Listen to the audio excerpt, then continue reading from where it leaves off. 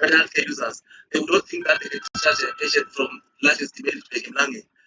Cullinan, it would be automatic in the people at life estimated that they would not think that Cullinan, unless Cullinan was improved, redesigned to fulfill the services of life estimated, Cullinan would not be in their radar. Okay, it's fine. Let me just try and locate my mind. This periodical report, if my mind serves me well, it is one of the documents which recommended that this mental health care, which is prone to eat rubbish. Is that correct? She has a history of eating rubbish. I'm sorry, I don't check my data. I was just checking my notes, but if I'm mixing the patients, I'll be happy to be corrected, my lady. Miss Hassim? My lady, that's not what was. That's not true.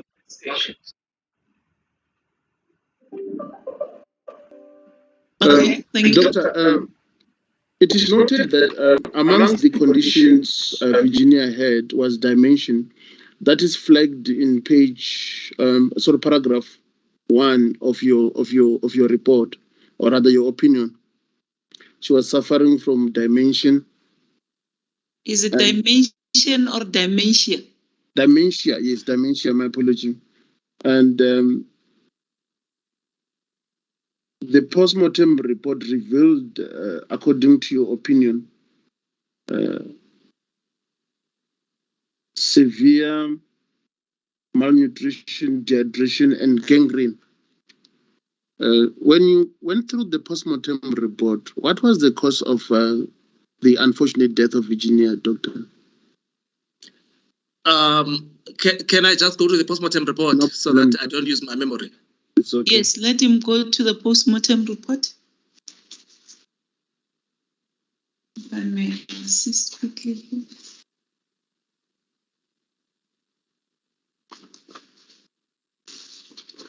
This is Virginia. Yeah, Virginia Mcappell, my lady.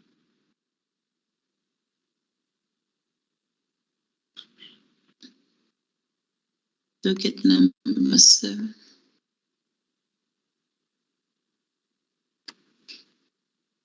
Yes, the post-mortem report will be on page 2616.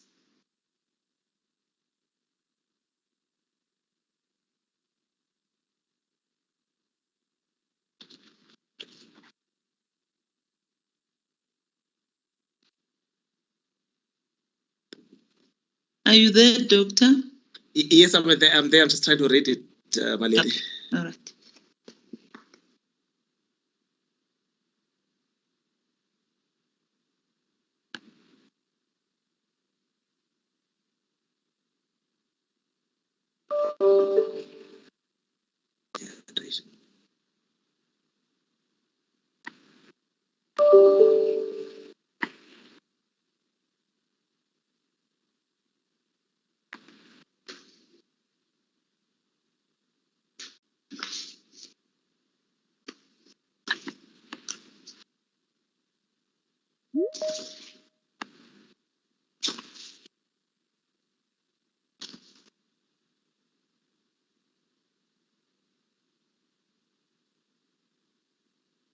Yes, I've briefly read it. Just a second. Just a second, doctor. What was the cause of death on Virginia Mcappell? Just.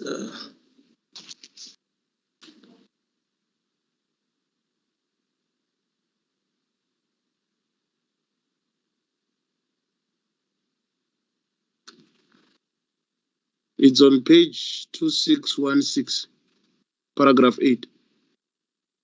Oh, yes, they said that as a result of my observation, I concluded that the cause of death was unascertained on autopsy. You got that one now? Yes, I've got it. If my mind serves me well, you testified yesterday that gangrene was as well the source of the cause of death. Gangrene, man, sorry. Let me just go to the postmortem so I make sure that my lady, so that I make sure that the observations, because they had certain observations. Yes. Yes, but doctor, you must also look at paragraph 4 of the postmortem. Yes, yeah, I think that's where I got that. Findings, yes. Chief postmortem findings, yes. Thank you, my lady. They on paragraph 4, they say they found the body was emaciated and dehydrated. Gangrene was noted on both feet with congestion of both legs distally. Yes. But they could not conclude on the cause of death. If I go up, yes. So you testified yesterday that the court will correct me if I did not capture my notes well, that gangrene was also the cause of death, in your opinion. Well, I mean, it's the pathologist that can conclude on the definite cause of death, but gangrene is a serious illness that results in death. So the pathologist didn't find the link, and I don't think it's for me to find the link between the gangrene and the death. But gangrene is a known cause of death. In fact, that is why patients get amputated. Doctor, my question was, just flowing from your testimony of yesterday, that in your opinion, specifically with Virginia Mcappell, gangrene was as well the cause of death. That was your opinion. No, my lady. I'm checking the evidence in the meantime. It's a probable cause of death. It's a probable cause of death. Probable, yes. What do you mean about that? Because gangrene is a severe illness. If one has gangrene and it's not operated, the person is likely to die. So are you still in view of the conclusion of the pathologist? Is it your evidence that with Ms. Mcappell, gangrene was the probable cause of death?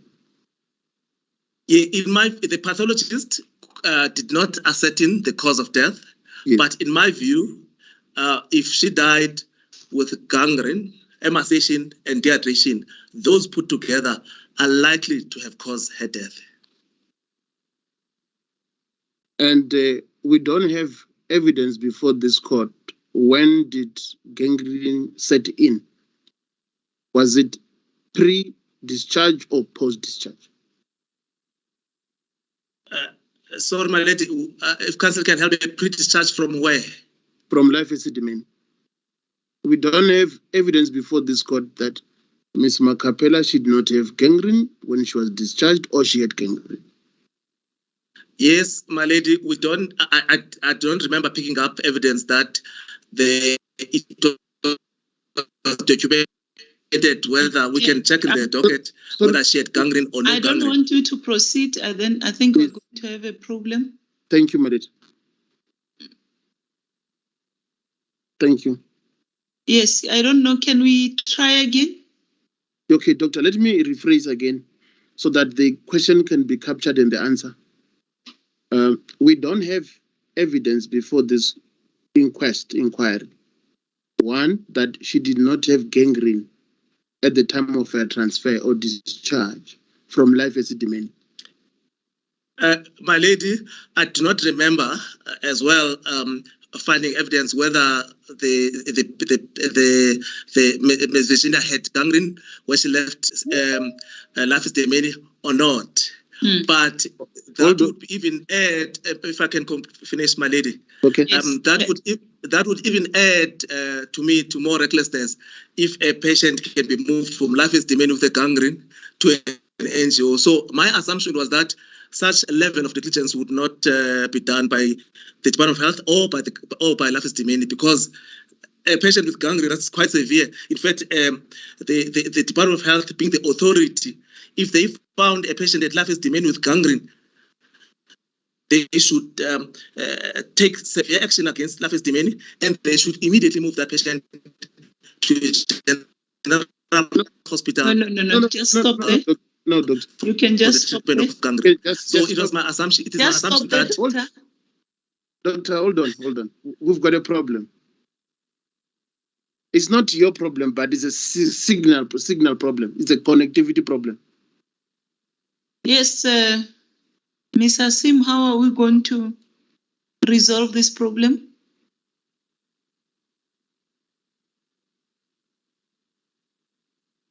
My lady, I'm trying to get my team to assist Dr. Talatala. I'm not sure why the problem is persisting because the computer was changed, but I will take instructions from them immediately. All right, you may do so.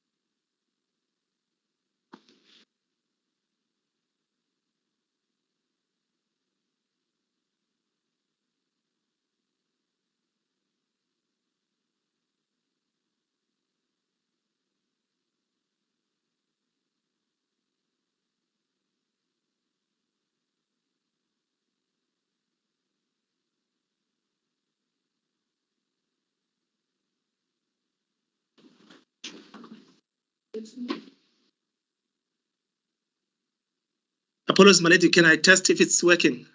Okay, you may do so in the Yes. meantime. It looks like there's Wi-Fi problems, but it looks sorted out now. Okay. Okay. Doctor, let me just, for the benefit of the record so that it be clear, let me repeat the question so that you can answer it again. There's no record before this inquest, doctor, that the late Virginia Mcappell did not have gangrene before the transfer. Yes, my lady, I was saying that I'll rely on counsel's recollection of the docket, but if there is no evidence or not, but I don't remember myself finding evidence that says there was or no, there was gangrene or no gangrene when Virginia left Esidimeni. But I would like to add that, to me, that would even be more negligent. That the Department of Health will go to Esidimeni to move a patient, and they find a patient with gangrene. They do not discipline Esidimeni for having that patient and immediately move that patient to a general hospital. They instead opt to move the patient to another psychiatric facility because a patient with gangrene should also not be at Esidimeni. Okay. That negligent you are talking about will as well flow to Esidimeni if she had gangrene at Esidimeni. They would have to explain themselves why they kept a patient at Esidimeni with gangrene. From your analogy, where you are saying that would be pure negligent on the department, that negligent as well will apply to Esidimeni, if that is the case. Yeah, unless they've got a better explanation why, I cannot see why they would have Esidimeni would keep a patient with gangrene at Esidimeni. That patient should be in a general hospital. To me, there will be negligence on Esidimeni having kept the patient with a gangrene, a psychiatric patient with a gangrene, without consulting, without getting an opinion of a surgeon. There will also be negligence on the government, on the officials who then move the patient to another facility, a psychiatric facility. Don't you think, doctor, your report on the negligence you have impugned on the NGO would have been objective if you have requested documents from Esidimeni prior movement of Virginia Mcappell to satisfy yourself that she had no gangrene? before you can impute negligence on the NGO, before you can impute negligence on the department. The department is the authority, and I'm going to go and answer to the part of the document. The department is the authority that is supposed to supervise even life Esidimeni. So, Rick Martin. It's Mr. Martin, my lady. Okay, Mr. Rick Martin, we've got two Martins here. Now the life Esidimeni records that are found at page 2685. My lady will notice that the records are in the reverse order. So they start off on page 2685 and go through to January of the same year, which is earlier on. My lady, the submission that I make, the records make it clear that the patient was not only examined, but there were instances where the patient received full baths, bed baths, and no abnormalities were detected. And the period was closer to the period of discharge. So perhaps that may be useful to the witness to have sight thereof, my lady, as it pleases the court. Thank you. Mr. Sibara? Sorry, my lady, I think it will be much proper because Mr. Rick Martin. I've noted you, Mr. Martin, Mr. Henry Martin. With this name because we've got Advocate Martins. It will be proper because they've reserved their cross-examination to take care of these challenges at their earliest convenience, because by so doing, they are directing the witness to an answer. But if the records are there, my lady, there's no harm with that question. We can pass it. You want to pass the question? Yeah, we can pass it. It's neither here nor there. Can I hear what Advocate Martin wanted to say? It's okay, my lady. As it pleases your ladyship. My lady, I have no objection to Mr. Martin objecting or suggesting that for fairness to the witness, he should be referred to certain documents. There's nothing wrong with that. But what he cannot do is put an answer by virtue of using an objection as a vehicle to do that. I'm not saying that he did that on purpose, but I think if an objection like that needs to be raised, then the witness must be excused. Otherwise, it becomes very unfair because the witness now knows exactly what to say and what to find. Yes. Perhaps we should guard against that because sometimes I excuse the witness. Sometimes I'm told that they shouldn't be excused because they are experts.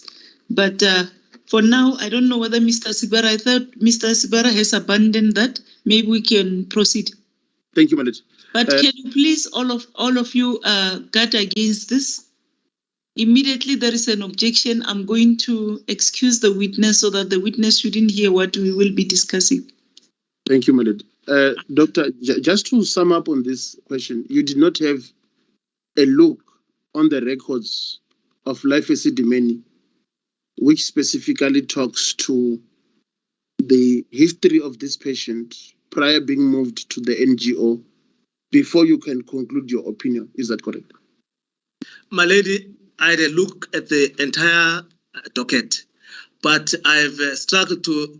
I looked at many dockets. I'm struggling to remember off my memory what documents were there for each patient. So when I'm being asked whether there were records, I assumed, as led by counsel, that maybe there were no records for this one because not every patient had everything in it. So I can't remember off my head which patient had which records together. And I may have looked at some of the record, and at the time I was thinking about my conclusions. I did not think certain matters, certain negative findings, things that were not important, were important to include them as negative findings. Okay. Okay, thank you. Just a second, Mr. Sibara, please refer the witness to the documents when you ask him because he can't remember. I mean, the report says he looked at the documents of 10, yes, so 10 deceased. So please. I'll do that. Thank you. It will be fair to the witness. Doctor, let me just go back to the post-mortem of the late Miss Mcappell. Can you 2616, okay. Yeah, Yes, my lady, thank you. Can you just assist the court with the chief postmortem findings tabulated in paragraph number 4 of the postmortem? That is on page 2616, paragraph number 4.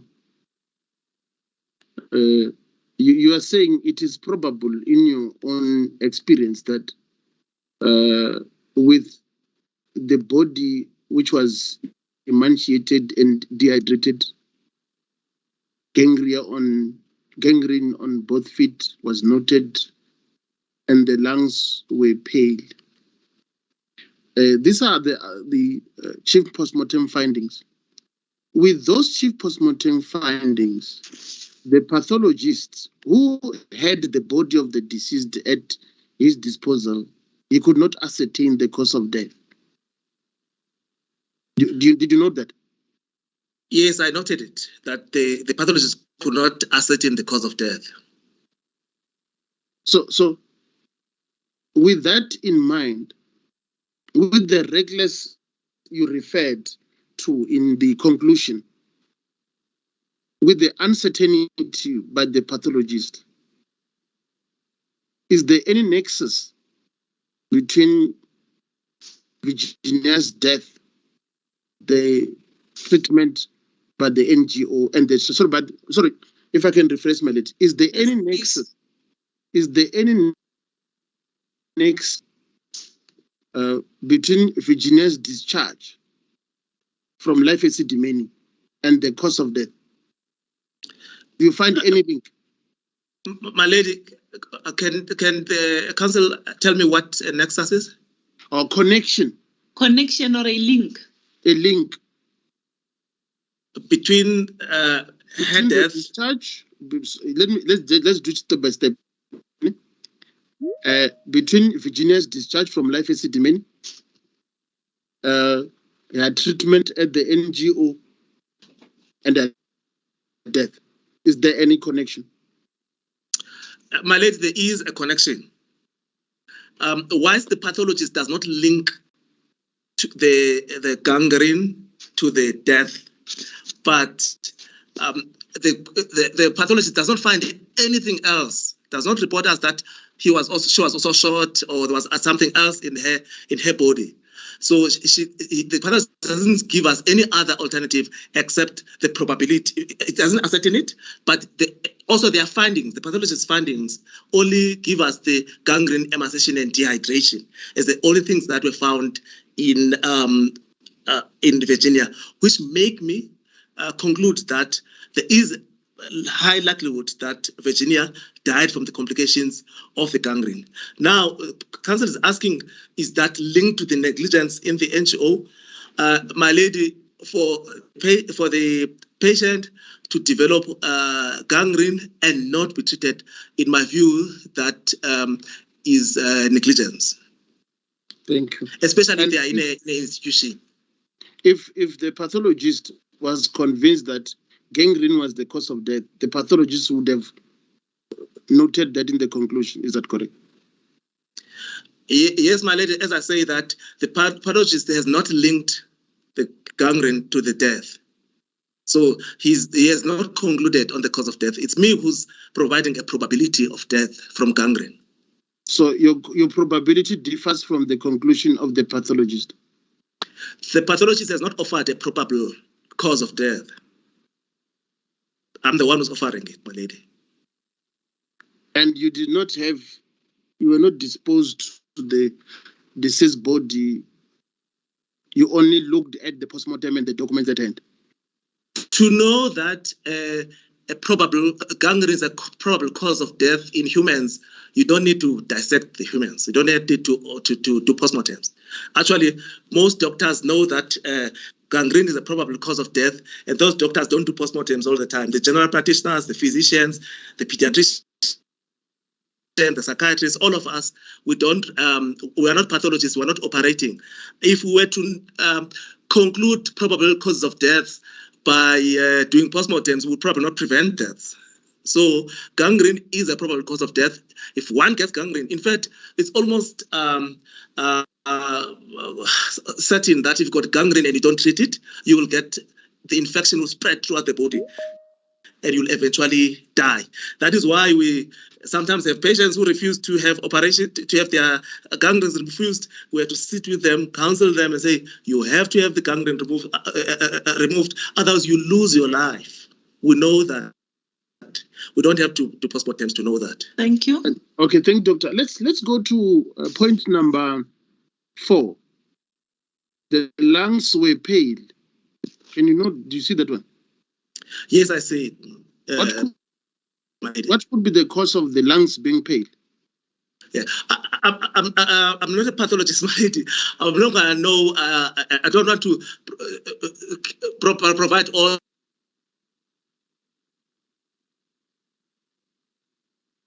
the problem as a pathology, but counsel insists as part of the changes of death. But I think those answers will be easier answered by the pathologist. Remember, gangrene, I know it because I examine patients from outside. I know gangrene, I have to treat it, but I don't usually open the lung, patients who are deceased or alive, to look at the pallor of the lung. So that will not be on my foresight of thinking. So what I'm trying to say is that there are pathological findings that probably will be of the pathologist, like pallor of the lungs, pallor of the skin, maybe I can deal with it, but pallor of the lungs, I don't usually open the lungs. But gangrene is the expertise of a clinician. I examine patients, I see gangrene. If I see a patient with gangrene in my ward, I would worry a lot and I would intervene. So but I don't see patients with pallor in my pallor of the lungs. You cannot venture to comment on on point number 4. The lungs were pale.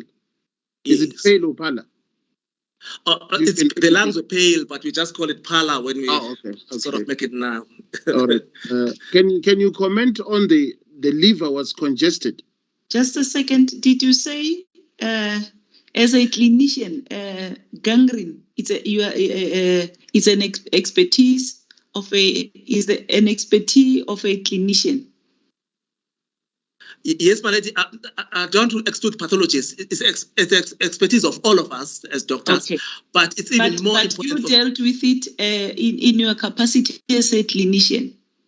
Yes, my lady. And you operated it. Is that what you're saying? No, I've never operated it. But as a clinician, if you see gangrene, there's certain steps that you need to take to prevent death. Yes. So all clinicians, every person who works with alive patients, especially alive, they would not want to have gangrene in their wards. They want it sorted out because it could lead to serious complications and death. Okay, thank you. Okay. So are the stages where the severity of gangrene can be determined before it can lead to the death of a human being? Humans are different. It won't behave the same to everyone. It will depend on the person's physiological strength. So it could spread. The more it spreads, the more likely that the more it goes. This assume it's in the leg. The more it goes up your leg, the higher is the risk of death. But it doesn't mean that if it's just in the foot, it won't kill you because it's dead tissue. So it's going to release poisons into your blood, so you'll end up having infection all over. So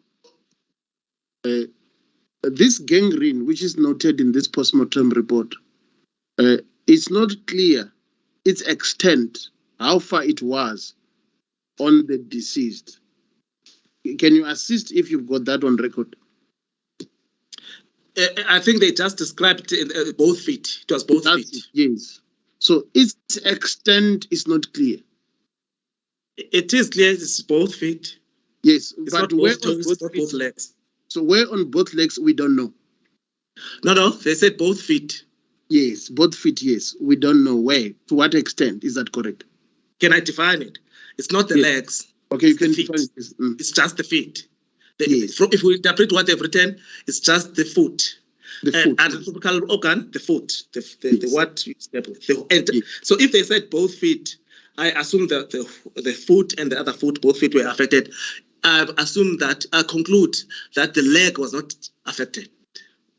So, Just a second, Mr. Sibara. If you go to page 2617, schedule of observations, and then there is paragraph 4, number 4, external appearance of body and condition of limbs. Then that's where they explain this yes, Madam, thank you. gangrene. Yes. I'm indebted to the court, Madam. Thanks a lot.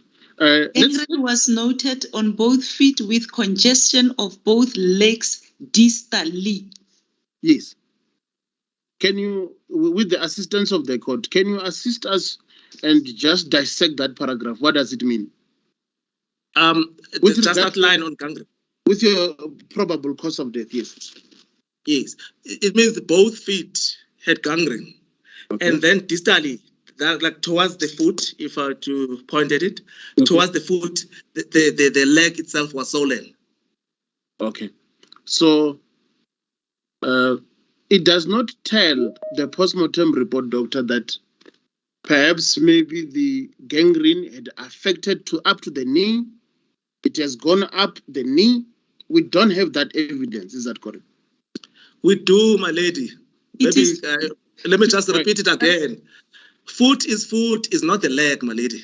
Oh, it's foot is foot. Yes, correct. It can never be knees and the tibia and fibula, those bones. It's just the foot. Maybe I don't want to say up to the ankle. So when doctors are writing foot, they mean anatomical foot. They don't mean under the foot. They don't mean the leg. They just mean the foot. So are you saying, doctor, when they say both feet had congestion of both legs distally, that means both feet had swollen or were swollen? Let me just explain this. There's the foot, you know the foot where you wear your shoe? Yes. Yes. And there's a leg below, between the knee and the ankle. That's part of the between one's body, between the knee and the leg and the ankle. That's the leg. Okay. The foot where you wear your shoe is what had gangrene.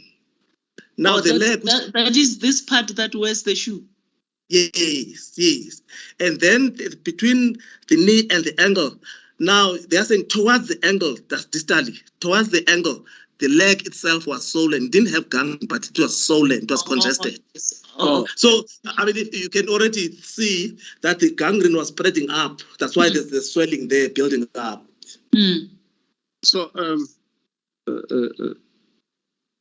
with your probable cause of death, which you allege is gangrene,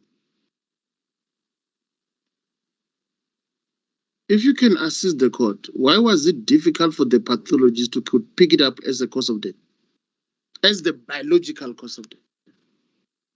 Yeah, probably they would have to answer for themselves, my lady. I can actually just give my probable reasons why they would have difficulty. I'm not sure in their training if they are able to directly link death from gangrene as they would link a death from a heart attack. Thank you. But I think they would have to answer for themselves. Doctor, I'm going to stop you. There is an objection. Ms. Asim? My lady, my learned friend is asking the witness to speculate as to why the pathologist did or didn't make certain findings. The pathologist has a sphere and a clinician has a sphere of profession and scope and responsibility. And I think our learned friend should keep the two distinct and not call speculation. Thank you very much. Mr. Sibara? Let's bless the court, my lady. We're having a clinician here. Yes, that's correct. But however, the witness ventured to comment on the finding of a pathologist, though he's a clinician. He ventured to comment and to make to arrive at a conclusion which is contrary to a conclusion of a pathologist. So by so doing, he attracted himself to those specific questions. Can we ask the witness, just a second? I'm going to ask the witness to step aside. Thank you, my lady. Yes. Thank you, my lady. Immediately, he ventures and touches a specific sphere which this court is invited to make a conclusion. He therefore attracts unnecessary attention. Yes, I'm going to give the others an opportunity. Anyone who wants to say something with regard to this? Please, unfortunately, my You are not that hand-raising audible, function is Mr. not working. Pitela. You are not that audible. Apologies, my lady. I'm saying my hand-raising function is not working today, so I don't know. Yeah, when you want to say something, you must just talk so that the court shouldn't leave you behind. Okay. My lady. I've noted you, Mr. Pinar and Mr. Late.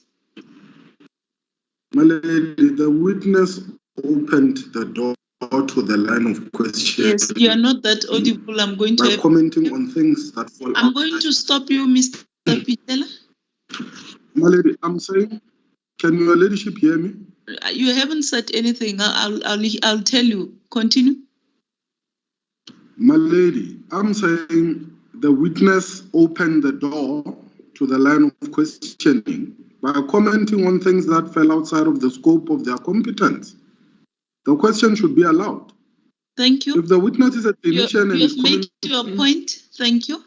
Can I go to Mr. Pinar, then Mr. Late? So, sorry, may it please the court, my lady. Sorry, my lady, with all due respect to my learned friend, Mr. Sibara, I would submit the evidence of Dr. Talatala, if I'm not mistaken, the statement had been was on case lines prior to him being called as a witness. And so therefore, the evidence Dr. Talatala is presenting now to the court and the conclusions he arrived at could then have been presented to the pathologist when he was presenting his evidence on his report, my lady.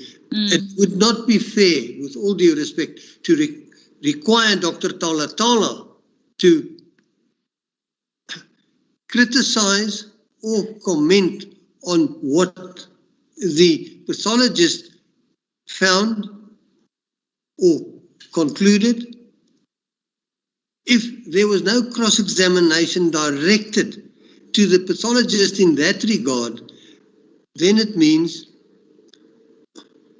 what the content of the pathologist's report is accepted, but should a later witness, and Dr. Talatala being a later witness in the sense that he's only called to present evidence at this stage, my lady, although his statement had been on record prior to him being called as a witness, then it could have been examined. It was not done, my lady. Okay. And to now criticize Dr. Talatala for accepting the pathologist's report, not considering it further or criticizing it further, if I may refer to it in that manner, and then now to come and say, but I criticize you, Dr. Talatala, because you're transgressing or overstepping the ambit of, and you've opened your flanks. I think, my lady, that would be unfair. The doctor has been asked for his opinion. Explained it, why he's come to that conclusion. No statement has been put to him saying, but your conclusion is incorrect for these reasons. Or the pathologist actually testified that any such conclusion is unfounded. That's not been done, my lady. Thank you very much. Thank you, Mr. Pina. May it please the court, my lady. Mr. Late. My lady, I must say I don't understand what Mr. Pina is trying to tell the court. But the fact of the matter is the report of Dr. Talatala was only uploaded to case lines on Friday. That's the first time we have seen this report. Wasn't part of the case docket from the start. It was a report that was obtained by Section 27 at a very late stage of the proceedings. Furthermore, I can see no wrong with Mr. Sibar cross-examining the witness about his speculation regarding the cause of death, because he did not have access to the body of the deceased, and he didn't even try to explain why he said that gangrene of both feet could have caused the death. It's clear, and I agree with Mr. Sibara, that if the pathologist had thought that the gangrene was at such a stage that it could have caused the death, for sure, it would have been put in the report. The pathologist could not have been confronted with the report of Dr. Talatala, because this is the first time we see it. Furthermore, Mr. Sassim objects to the fact that the questioning by Mr. Sibara asked for speculation. With all due respect, if we only go through the evidence of Dr. Talatala yesterday, and I don't have time to do that now, it's riddled with speculation with regards to the post-mortems and the hospital reports that he had to his at his disposal. So I don't think there's anything wrong with the cross-examination of Mr. Sibara. He's totally in his right to test the opinion of Dr. Talatala against the opinions of other experts, information that is on record. With all due respect, my lady. Thank you. Can I respond? Oh. Mr. Pinar? You are muted. May it please the court, my lady. My comment was based on the fact that I was under the impression Dr. Talatala's evidence had been available. Yes, I understand prior, my that. lady. Yes. And so it's in Now the you light of that. confirm. If I was mistaken in that regard, Yes. I accept it. Then my comments must be read in the light of Yes. the mistaken presumption I had of the matter, my lady. Thank you. I see, before I go to Ms. Hassim, Mr. Advocate Martin. Thank you, my lady. My lady, I agree with Mr. Late. The witness's evidence is predicated on speculation. That's the basis upon which he's given his opinion. And whether that speculation crosses a line or not is something that can be dealt with at a later stage. But my submission is that Mr. Sibara should probably be given quite a wide latitude in his questioning. Thank you. As it pleases. I don't want us to prolong the matter. Ms. Hassim. My lady, yes. Now I must object quite strongly to what's now happening, because what Mr. Sibara is putting to the witness, and what I said was speculation, was the question as to why did the pathologist not say something? Why did the pathologist not say gangrene was the cause of death? That is speculation as to why the pathologist did. That was your question. That was your question. Yes. The doctor is here to offer assistance to the court as to probable cause of death based on the information that's in the docket. All that we have is the information that's in the docket. If Mr. Sibara is going to ask questions of this witness regarding the pathologist's opinion, then he needs to remember that the pathologist was already called to testify and was questioned about the issue of gangrene. And when asked what the cause of death was, in testimony, in oral evidence, he said that the gangrene necrosis dehydration has definitely contributed to Virginia's death. So I would caution my learned friend not to mislead the witness, because Dr. Onoya has already testified to that effect. Just come again? Yes, I didn't pick that part of the evidence to say the gangrene and the dehydration has contributed to death. I didn't go to my notes, yes. Yes, the question was put to Dr. Onoya, I believe, who is a pathologist for Virginia Mcappell. While it's not contained on the pathologist's report, he was specifically asked that. Correct, yes. In his oral testimony. All right, thank you very much. Thank you, my lady. It's Henry Martin here. My hand won't lower. There seems to be a problem. I'm just going to sign out and come back in, so you're not. Okay, that's fine. I just want to close the issue so that we can take the tea break. Mr. Sibara, do you want to reply before I close this matter? As a please the court, my lady. This witness, my lady, as I've said, ventured into a wrong territory out of his own accord, and gave a probable cause informed by the chief postmortem findings by the pathologist. It is quite misplaced that we should have cross-examined the pathologist versus Dr. Talatala's opinion, as my learned colleague advocate Pinar suggests. I'm going to, just a second, I'm going to interject here. If you heard what Mr.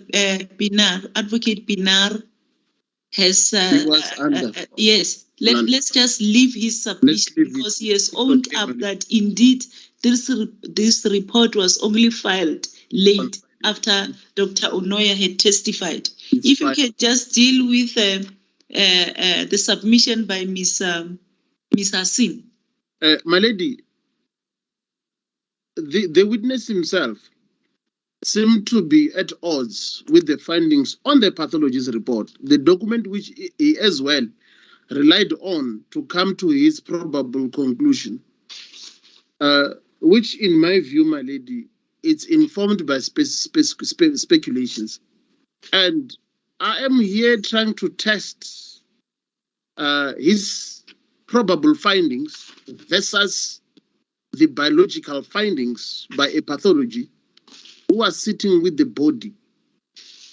I really appreciate the evidence of the pathologist, oral evidence, which again, in my view, does not accord with his findings. It came after he was requested to make an opinion. His findings are clear in the pathologist's report. Now, my lady, I've got the right, and cross-examination cannot only be limited to what a particular witness has answered during oral evidence. I know what Dr. Ono had said, but this witness is before this court. He was tempted to venture. In the meantime, yes. He was tempted to venture into a sort of a hypothetical or probable conclusion, which how it will assist this court, I have no idea, when we've got oral evidence, sort of documentary evidence, which this court should consider as well. So I've got the right, and I think the question was fair, because it's emanating from the document, which he as well used as a tool to come to his opinion. All right. Yes, okay. I'm going to look. I want to look at my notes. Maybe in the meantime, let's take the tea adjournment and we resume. We can have tea, madam. We can have tea. It's tea time. Yes. Now. Let's resume at 11:35. Let's please the court, my lady. Thank you. As go, please.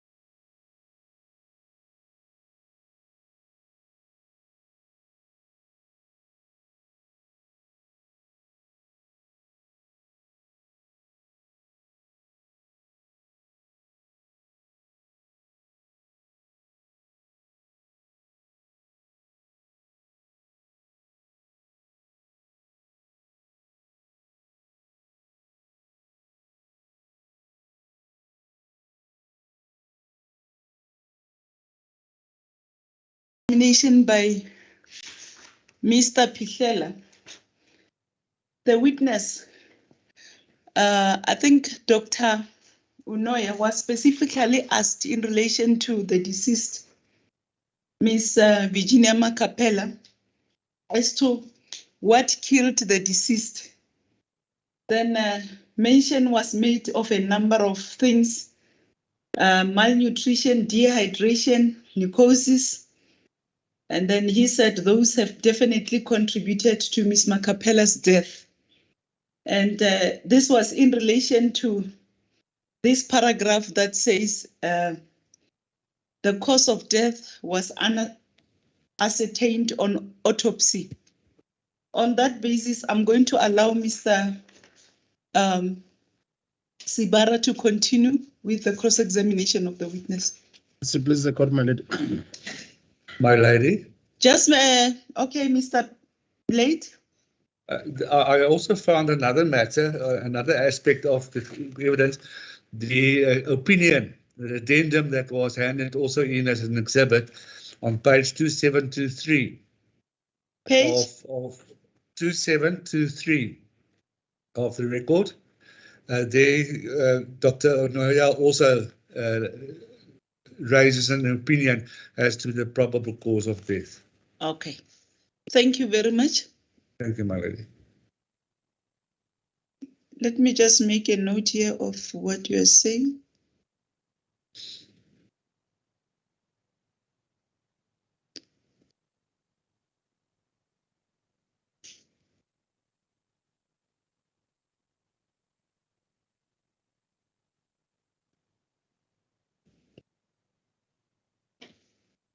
Thank you, Doctor. You're back. All right. Thank you, my lady. Yes, Mr. Sibara, you may continue. Thank you, my lady. Doctor, my lady, I'm going to step off from the late Virginia Mcappell. We'll proceed to page 37471 of your report. 37471.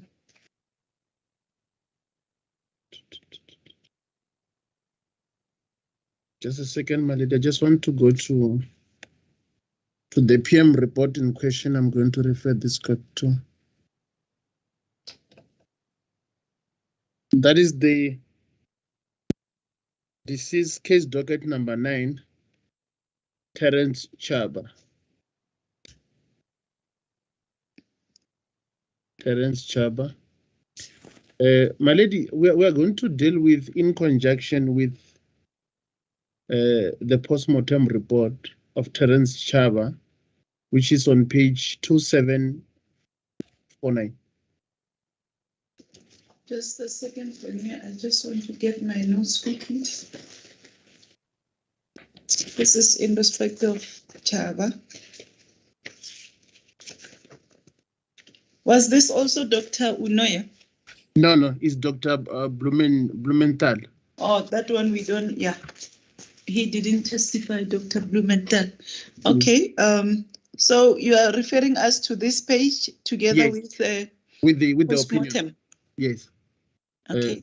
Together with the post-mortem. Doctor, I can see in your opinion the cause of death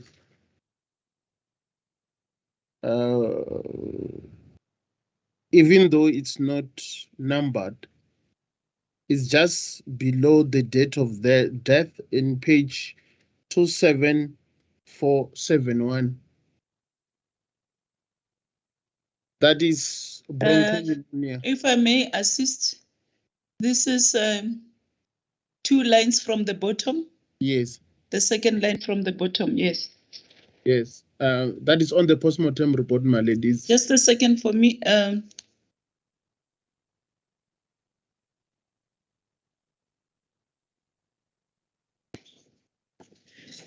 Just bear with me.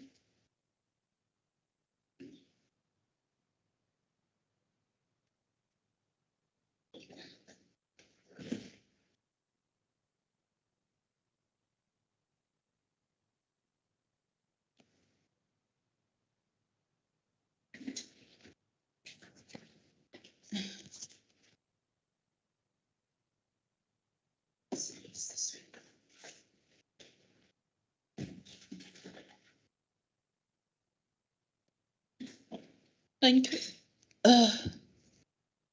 You may proceed, Mr. Sibara. Thank you, my lady. Doctor, I can see that the cause of death postmortem finding, you did not write it complete in your opinion because Dr. Blumenthal noted it as natural causes should be considered bronchopneumonia with regard to Terence Chava. You just mentioned bronchopneumonia. Yes, my lady, bronchopneumonia is a natural cause of death. I assume that is like there's light outside, there's sun. It's from a medical point of view, bronchopneumonia can never be anything else other than a natural cause of death. Okay. And let's go to your conclusion, which is located in page 37472. My lady, can I just ask the court indulgence 2 minutes? I want to run to the photocopy machine to pick up some documents. Just next to my door. Okay. I'll just switch off the camera quickly. Okay.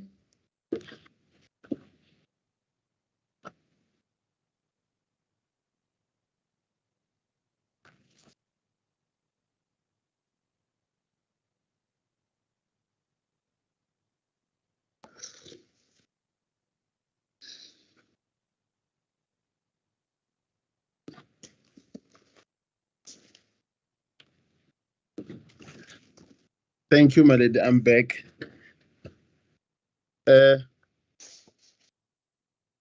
Doctor, what causes bronchopneumonia?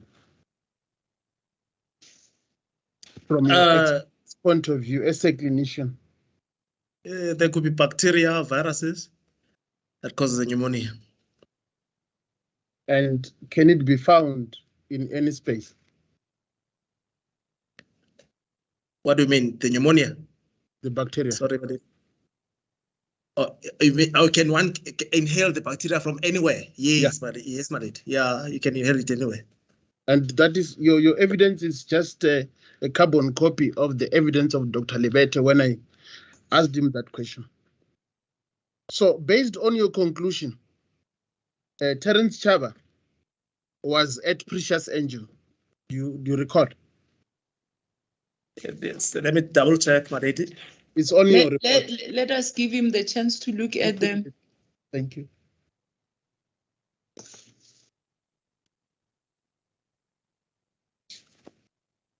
Yes, he was placed at Precious Angel. So I see here on your conclusion that, which is on page 37472, the periodical report from Life Esidimeni recommended that it should not be transferred to an NGO. Do you see that? Yes, madam.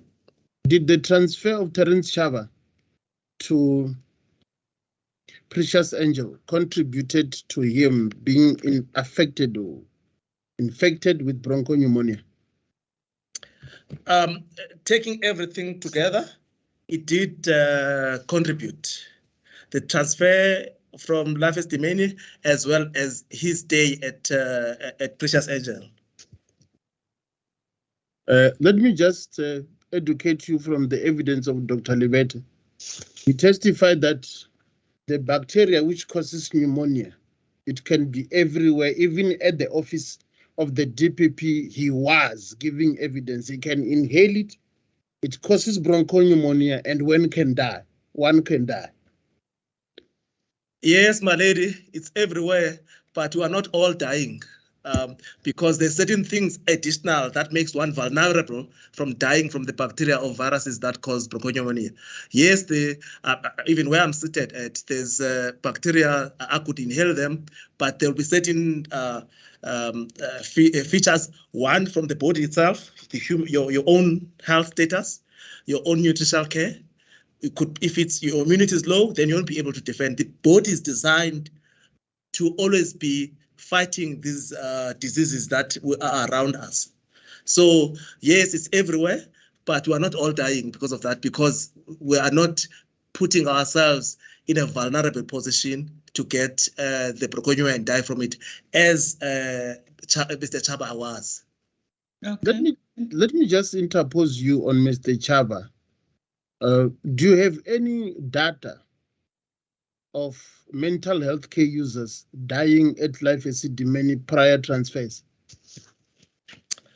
I don't have it, the exact data made by me, but I have read the report by and some work published. I'm not sure whether I got it from the report by the Ombudsman or that was in a study they published, or Mahoba and Robertson, on analyzing deaths at the NGOs versus at life Esidimeni. If my memory serves me well, they did provide us some idea. They did compare the two places. And Continue. did you get perhaps the causes of death of those mental health care users who died at life Esidimeni prior to the movement? No, I've not had a look at that. So you did not perhaps maybe look if some had died of bronchopneumonias at life Esidimeni before the movement? No, I've not yet looked at data from personally looked at data from life Esidimeni. So you made a conclusion which is in your report with regard to Terence Chaba,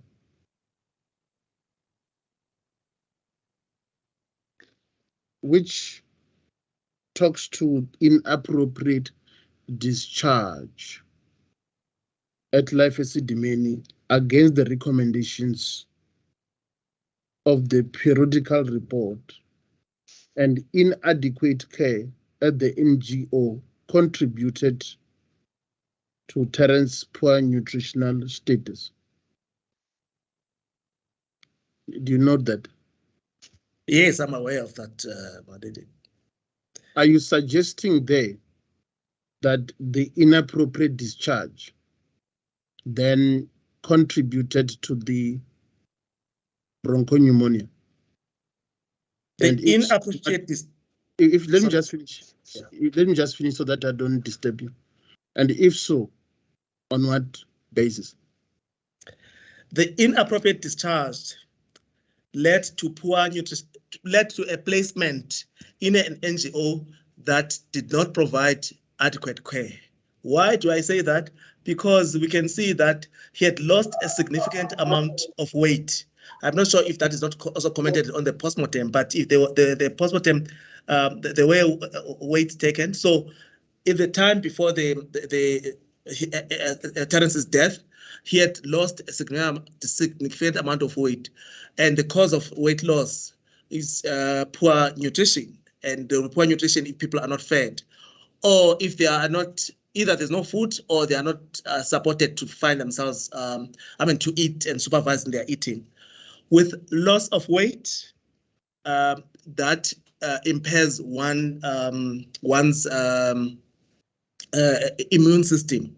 The immune system is defense against viruses and bacteria that cause pneumonia. So with that poor immune system, then one is vulnerable to pneumonia and they can get it. Remember, even when you get pneumonia, it is not automatic that one should die from it, because the body should be able, one, to defend itself, even if it's already infected. But two, when you get to hospital, you get further support in fighting the bronchopneumonia from the hospital care and the medicines that they'll provide. So I am saying that the discharge led to a placement in a place that had poor care, and the poor care resulted in reduced immune system that made the person vulnerable to get the infection, that made the person to have less defense against the immune system. And if I remember well, but I can be corrected, I don't remember him being treated in hospital for 7-10 days, which would have also added. So that whole chain of events was, to me, poor care, starting from the discharge. Doctor, what informs you that nutrition played a role in his body not to fight pneumonia? By my calculation, he had a BMI of 16.9. The patients we treat with anorexia nervosa, once they are a BMI of less than 17.5, we are worried about many diseases that they can have. You know, there's another illness now, not where the patient has got food, but they decide they don't want to eat as part of their mental illness, and then they lose weight because they're not eating. It's called anorexia nervosa. Once you are below 17.5, you are at high risk of dying for multiple causes because the poor nutritional status of those patients will die. So when I calculated his BMI, he's 16.9. It's in my report. Can we pass this, Mr. Sibera? Yes, we are about to pass this patient. My lady, let's go to the deceased Vuyo, Aaron Ngondwana.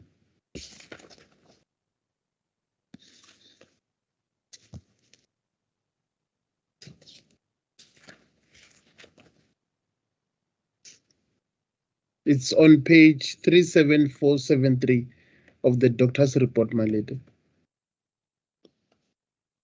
Yes, I'm there. Just a second. I'm just quickly going to the docket, my lady. Just a second.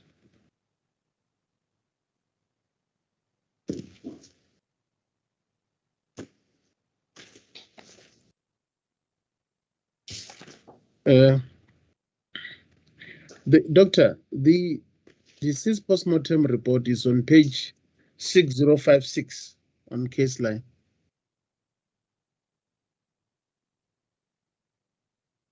My lady, just my apology. I sincerely apologize to the doctor, my lady. I missed one question with regard to Terence. My apology. I just want to quickly go to the opinion of Dr. Blumenthal quickly. I sincerely apologize, my lady. There's something which I want the doctor to comment on the Terence Chava. My lady, they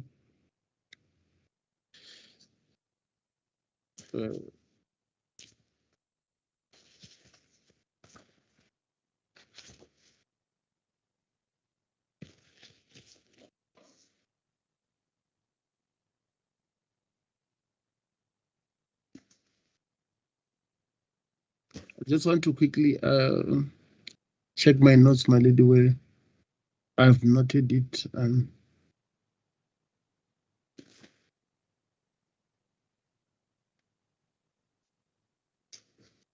But if I get it, I'll refer the witness to. Doctor, let's go to Vuyo.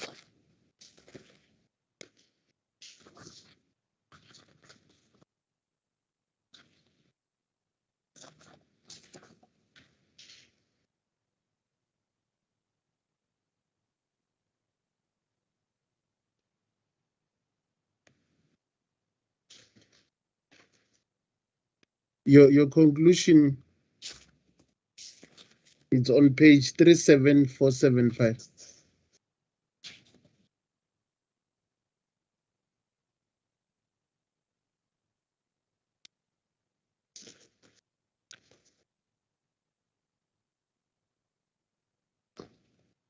Your conclusion is on page 37475.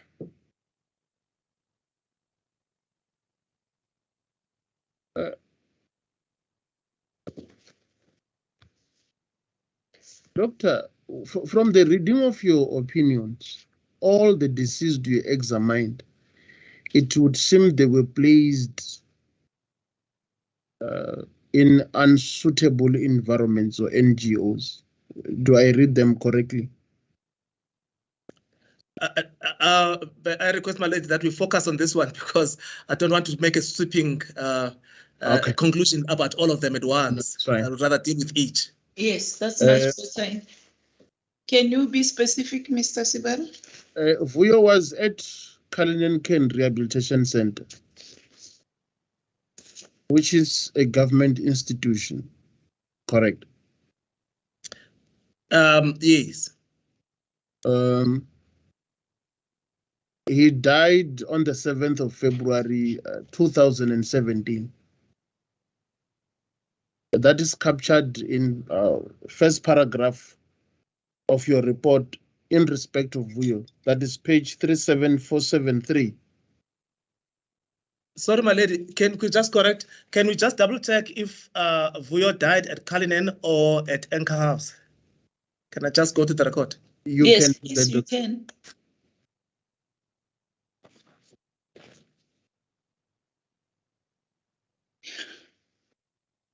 A report concerning him appears on page 3747.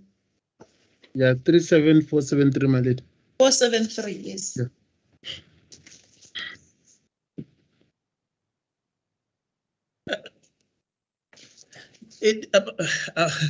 I just need more time because in my report I've got transfer from Life Esidimeni to Anchor Home.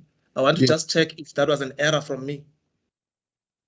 If council thinks it was at Cullinan. It's okay, doctor.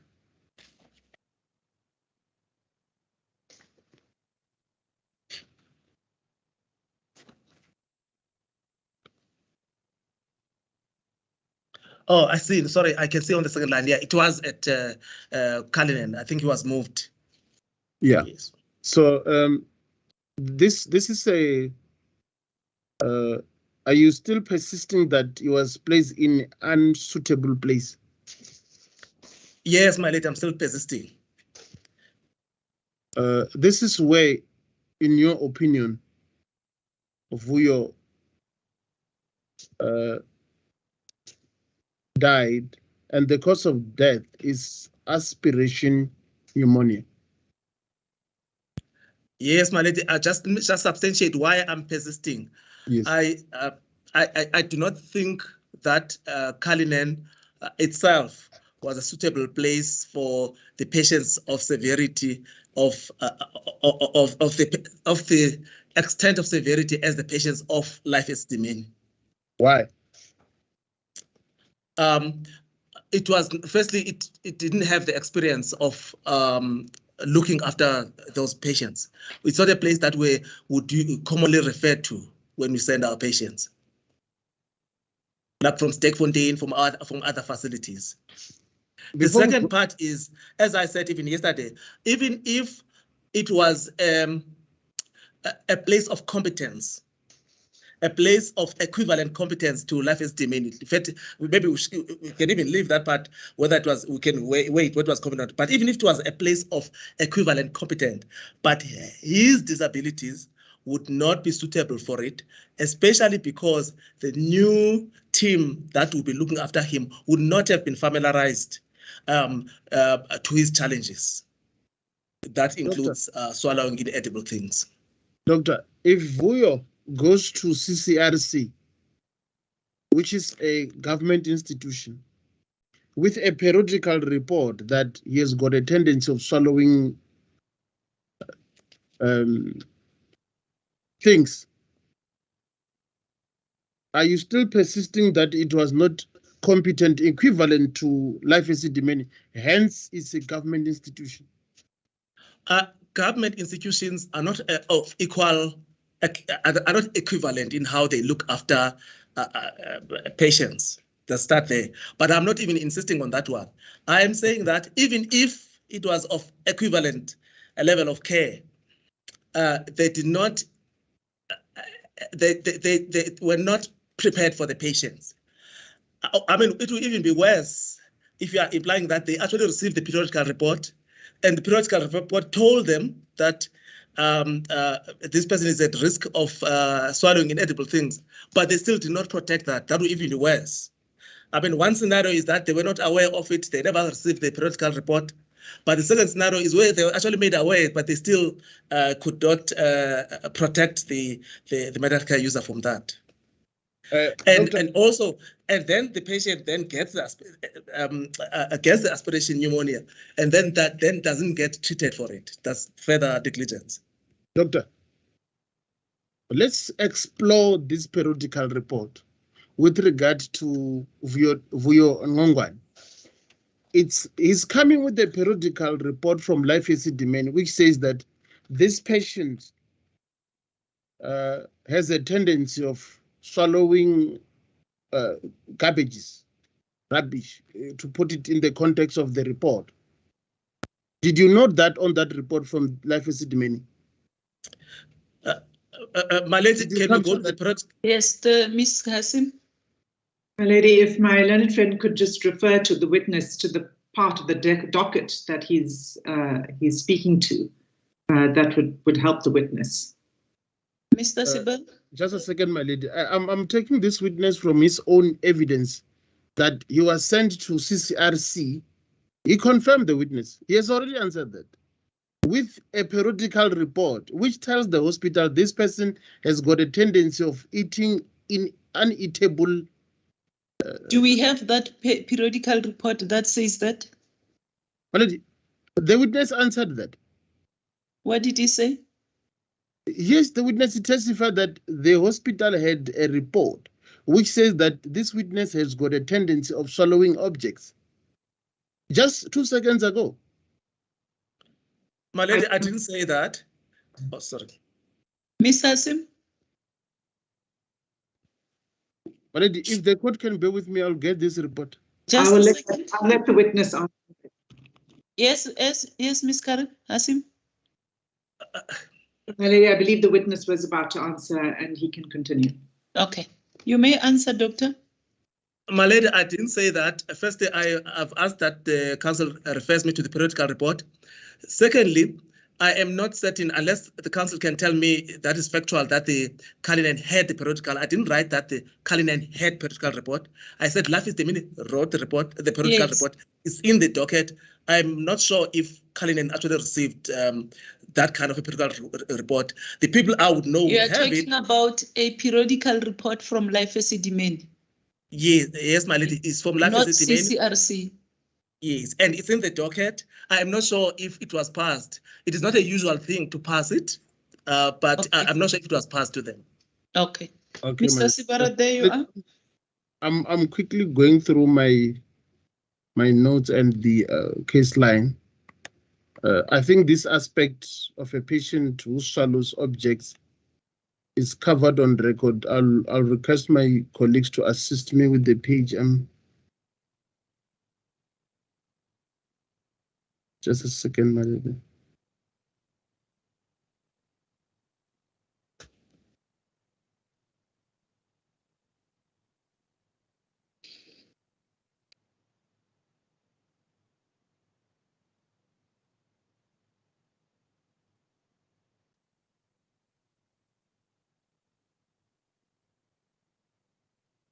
Just a second.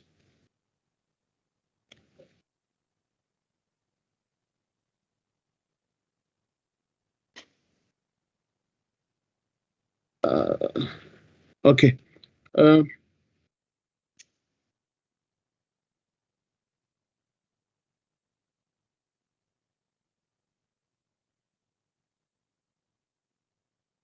Doctor, let's go to Malady. I'm going to leave this aspect for a while. Okay. I don't want to waste court time.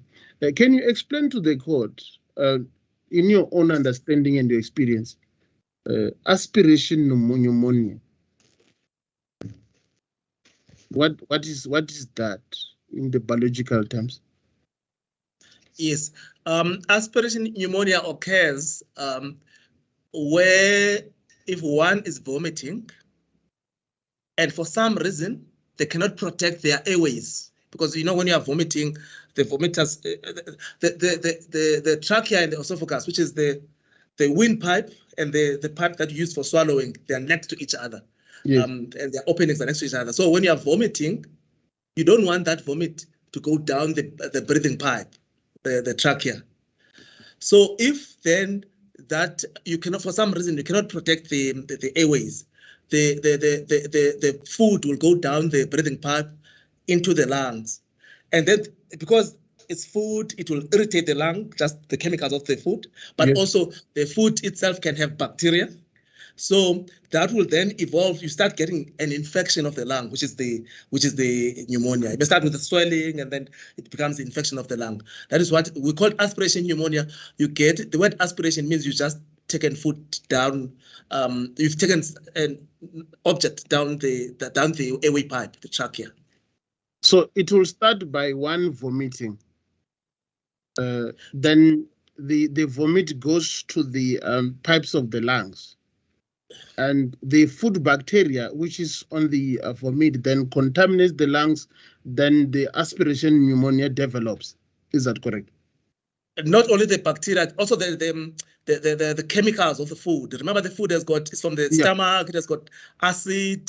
So the food itself, its chemical can make it's going to irritate the lung, as well as the bacteria that the food will have.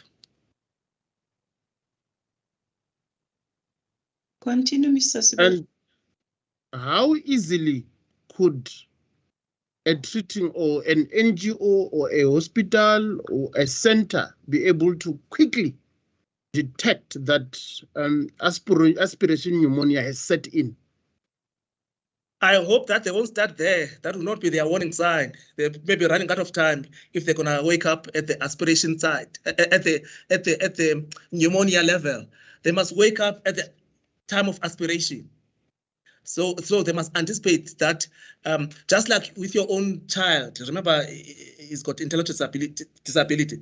Just like with your own child, a mother is always worried about a child choking on the food or choking on their vomiters. You know, they pay attention on that. So they should pick up when he chokes and aspirates, and act at that level. All right, you're asking me how would it, assuming that they miss that as well, and he coughs and coughs and nothing is done, then the infection starts now developing in the lungs. Then he's going to be sick. I'm talking about a normal human being now. Temperature may go up, he may cough, he may complain of chest pain. That's a normal human being. But a child, so is Vuyo, may not display all those symptoms, maybe except the cough. They may not say, I'm sick, I've got a chest pain, or even notice that they are getting feverish. So that's where the NGO, not sure if the NGO, this place was competent to pick that up, but anyone who's looking after them should be able then to pick up those signs. In an institution, at home, it should be easy because we've got someone we stay with. At an institution, I mean, obviously, the system had realized that this one must be in an institution. In an institution, they should be able to pick up that someone is developing a pneumonia on their routine monitoring. They have, the way we run health institutions, we've got routines. We've got routines of monitoring things. So you should be able, from those routines that one should have, temperature monitoring, observation of patients, they should be able to pick up. It shouldn't just, you shouldn't just miss it. But obviously, you'll have to have a sharper eye in someone with intellectual disability. And doctor, when we're on that score, we've got the date of death of Vuyo, the 7th of February 2017. Do you perhaps, when you were analyzing the docket, got access to the date when he started aspiration? No, I don't have the date. I can't remember finding such a date that they noticed that the person has aspirated. So you cannot, you are not sure if maybe they've picked it up on the date of its death or a day before. It's nowhere to be found. I can't remember finding it if it's in the record. Okay. In your experience, can one study to aspirate? For example, in the case of you, is it likely that he might have aspirated on the 7th of February 2017 and complicated and he passed on? Or does it develop in a period of time? He wouldn't. It's less likely that he would have died from a pneumonia, because a pneumonia is a process that must evolve in maybe hours to days. I mean, to your ultimate death. He would have probably died then maybe from bronchospasm, which should not be a pneumonia. You can aspirate and then you almost get like an asthma attack and die because the lung is suddenly irritated and it closes. That is not what we have here. Here we've got an evolution to a pneumonia, which would not be on the spot. So it will take a period of time. I would say for one to die from a pneumonia, I'm not counting now from the aspiration time, from the time now the pneumonia starts. It can be hours to days before death. And in this case, we only have the date of death, but we don't have the period leading to aspiration, and we don't have the period defining the period of pneumonia. Yes, but it is less likely that he aspirated on the 7th and died on the 7th. It's unlikely. Unlikely. In your experience, a patient who then suffers from aspiration pneumonia, if on a worst case scenario, how long does it take for someone to demise if it's not detected? It would be surprising that it's not detected, but I would assume that it takes the same time of pneumonia. It can be 24 hours of having a pneumonia, 5 to 7 days, depending on how the immune system is resisting the illness, because the body can also resist. You don't have the protection from the medication only. The body can also resist the illness for a couple of days before the person actually dies. And with regard to Vuyo, why are you saying, if I may rephrase my lady, you are saying the inadequate care resulted in Aaron swallowing plastic that resulted in aspiration, pneumonia, and ultimately death. That is on page 37475, my lady.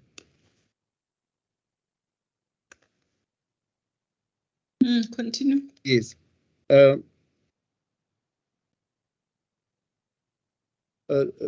Doctor, if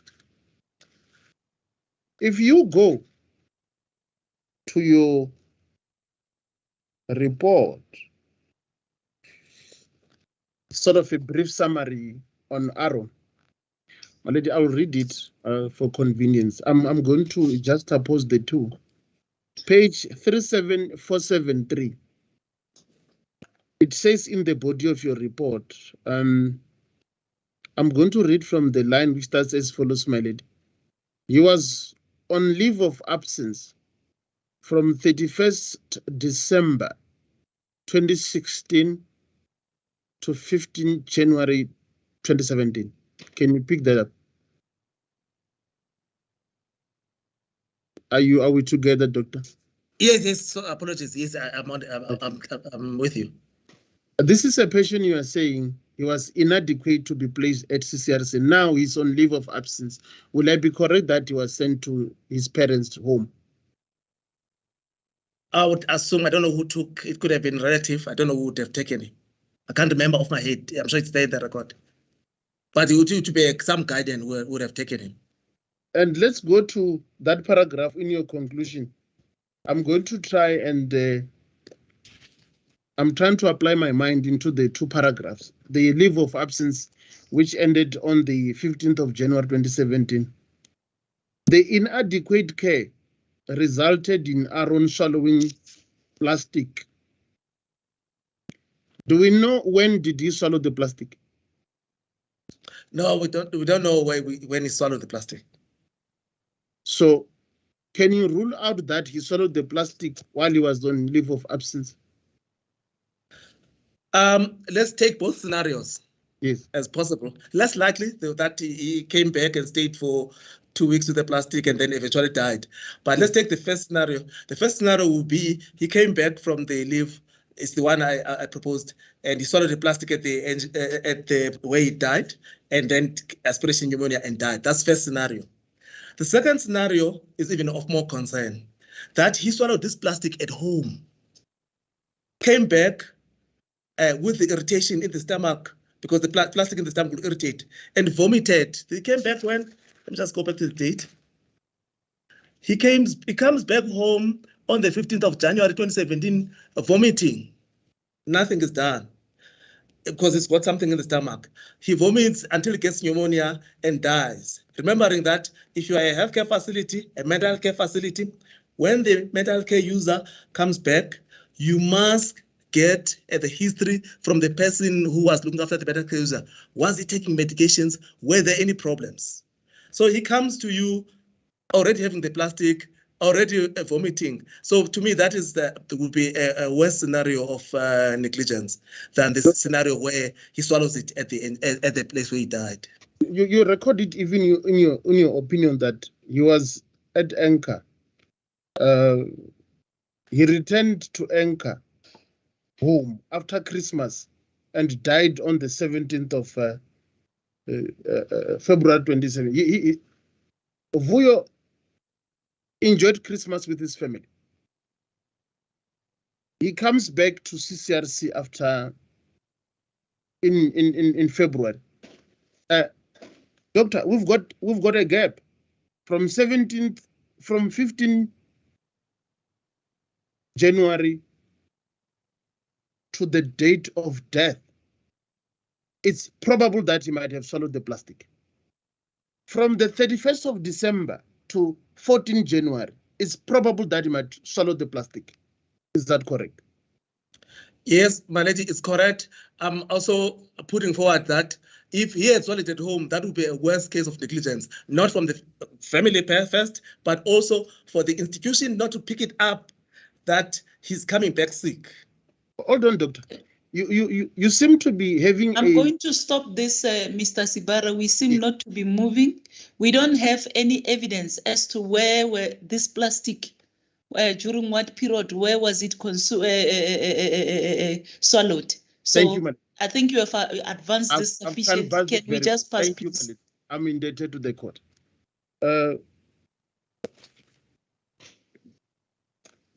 Malady, from my notes, I think I have covered my questions with the doctor, and thanks for the time, my lady, and thanks for the answers, doctor, and educating us. Thank you very much, Mr. Sibara.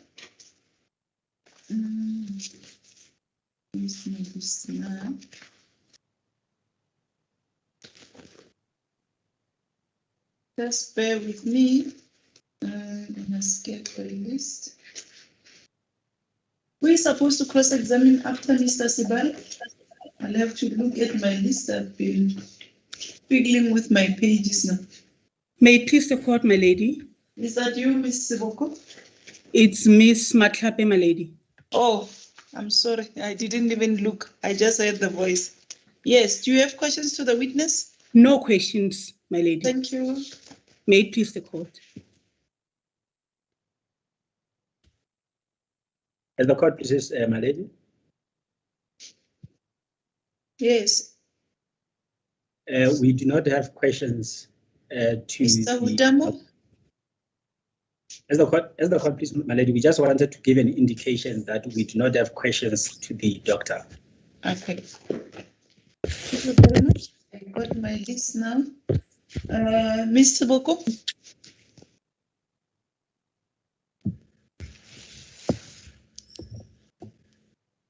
Miss Sewuko, I'm going to pass her.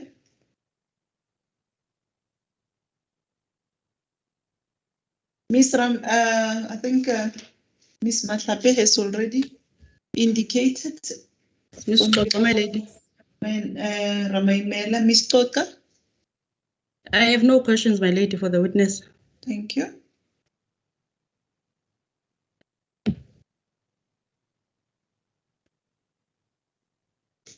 Miss Maite?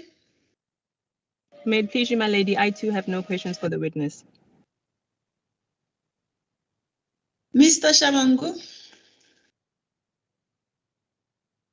As the court pleases, my lady, I have questions for the doctor.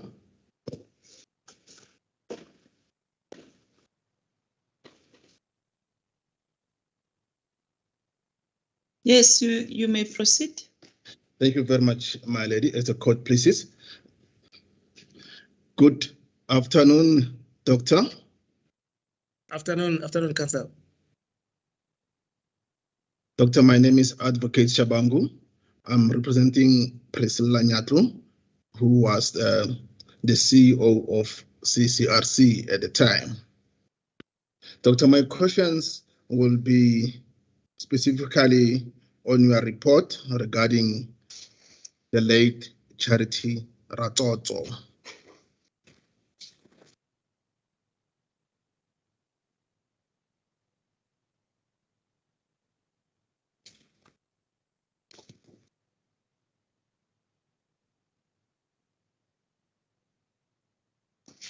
Yes, continue, Mr. Chabangu.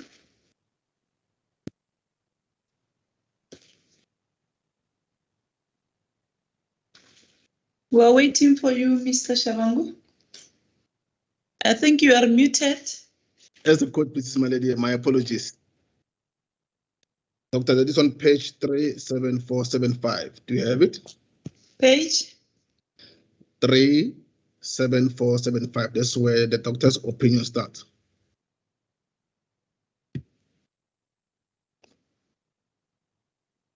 Yes. Yes, I have it, my lady. As the court pleases. Doc, I want us to go to the next page, which is 37476.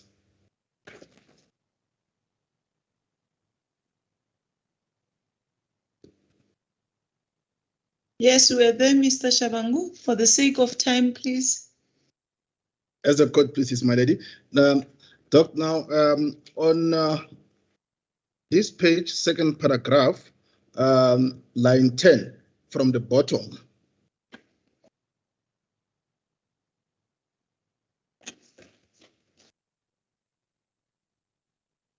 Sorry, from the bottom of the middle paragraph.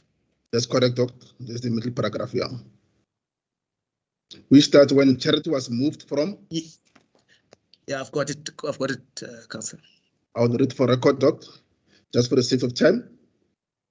When Charity was moved from CCRC to Anchor Home, he suddenly became an unknown patient. I stopped there, Doc. Do you see that? Yes, I see it, my lady. Okay. Doc, with that in mind, let's move to page 538. Page 538. Page 538, my lady, as the court pleases.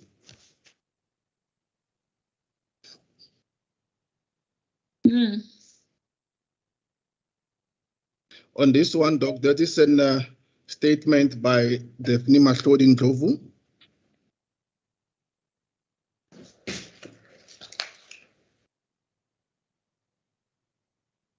Yes. As the court pleases. Now, let's go to paragraph 9 of the statement.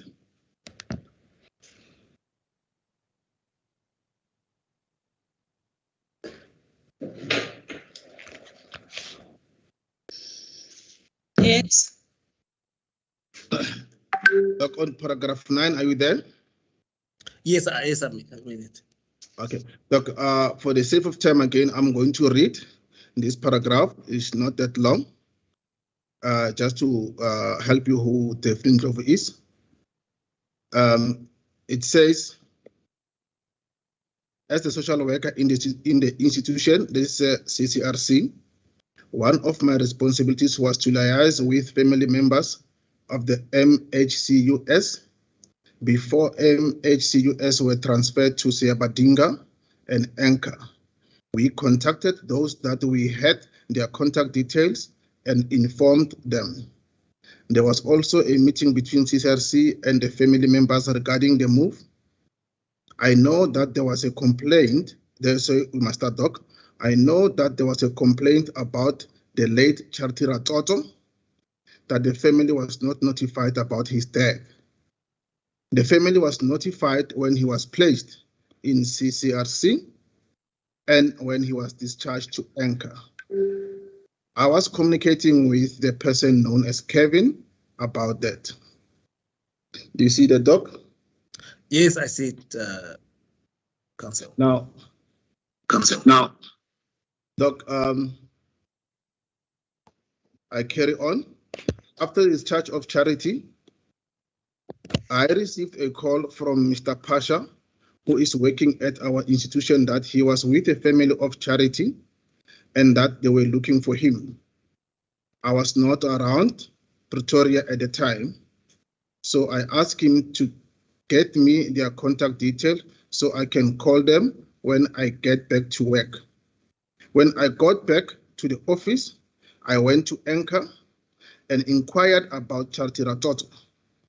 At first, Mr. Roti Franks denied that they had Charity Ratoto in their facility, but I produced proof to her that he was discharged to them.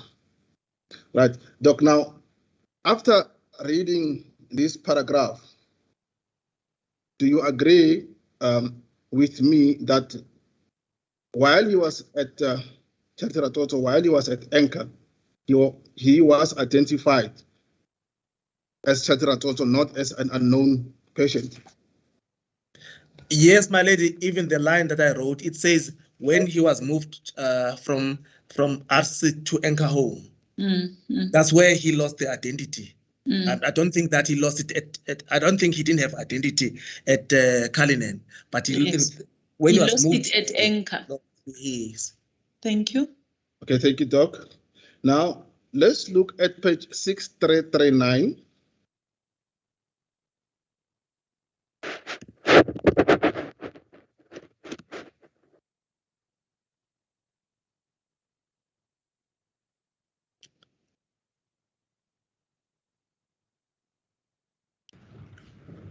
My lady, if I may. Yes, continue. My lady, I want to take issue with pardon me, my lady. 339. As a court, please, my lady. Okay, continue. My lady, am I not visible? What is the problem now? Yes, raised my hand and I was for. Oh, okay. I didn't see your hand. Isn't it you said you had a problem with your hand button? It seems to have been resolved, my lady. No, but it doesn't look like, because I haven't seen the hand, or maybe I was noting something. Yes, let me hear you, Mr. Shabangu. Just a second. My lady, may we please continue, read the statement up until the end? Because which statement now? The same paragraph that was being read. You are not as I was I can't hear you, Mr. Shabangu. Not Mr. Shabangu, Mr. Pitela. My lady, can you hear me? Continue to talk, then I'll tell you. Yeah, I was making reference to the version that is being put to this witness. It's a statement that was read up until a certain point, and there is important information beyond that point. Okay. And it's an entire paragraph. So why don't you take it up yourself when you cross-examine the witness? The problem is, my lady, that may be so, but then the version that is being put to the witness is not a complete picture. Okay, fine. Mr. Pick and choose. Mr. Shabangu, are you referring to the statement of Ms. Ndlovu? Yeah. Okay. Mr. Shabangu. And the paragraph that was read from the beginning, but not to the end. I'm going to stop you because you are repeating what you have just said and you are not audible on record. Can you continue, Mr. Shabangu? You are muted. As a court, Mrs. My lady, I don't understand the objection of my learned colleague, Mr. Pitela, because this is the way I conduct my cross-examination. If my learned colleague has a problem in that, then he has an opportunity at a later stage to cross-examine. the doctor about what has been put forward, my lady. Mr. Pitlela, you have made your point. I see now Mr. Sibara is raising his hand. Can I hear you, Mr. Pitlela? My lady, the point being, it's a statement, it's a paragraph. You can't read an entire paragraph, and the problem is now we're going to have to repeat evidence that has already been repeated, and we are avoiding that not to waste time. Because if I have to go through each and everything that has been made, it's a simple request, my lady, that the whole statement be read into the record. It's a simple request. Okay. But if the court finds it acceptable, then I'm more than willing to take it up on my cross-examination. Okay. Thank you, Mr. Sibara. My lady, this court has warned us in the past to read the entire statement for the witness to have the benefit to answer in complete context. I agree with Mr. Pitlela that the whole paragraph should be read to this witness, but for the witness to apply his mind to understand the contents of the paragraph. Yes, Mr. Shibambo. As the court please, my lady, is Shabangu. Oh, Shabangu. Did I say Shibambu today? Hey. The court please, I'm Pitlela, I'm Shabangu. You are very lucky to be having so many surnames, eh? Mr. Shabangu. All right. Can you deal with that paragraph we lay it to rest? The witness is there. Obviously, he has heard what the discussions. He can look at the whole paragraph and then we laid it to rest. As a court, please, my lady, and in any event, the witness has already answered the question that I was answered, but I'll go to the paragraph, my lady. Okay. Can we then move? If anybody wants to deal with that, you are welcome to deal with it. Can we move?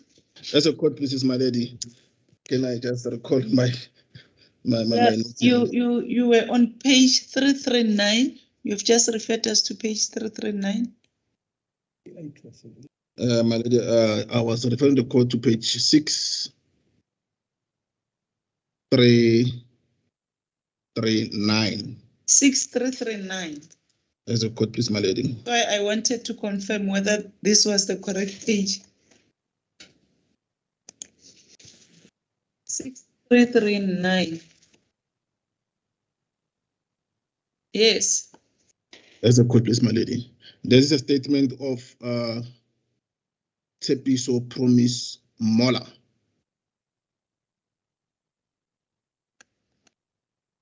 Which starts from 6339 to 634. Are you there, Doc? Yes, I've got it, Council. This is a long statement, Mr. Yes, my lady. That's where I'm going to concentrate bit by bit, my lady. Now I'm starting with 639 to 634. Can the witness look at the statement first? Because you can't just refer the witness to a specific paragraph. Doctor, you may look at the statement. All right. Okay, my lady. Go through it on your own and then tell us when you're ready.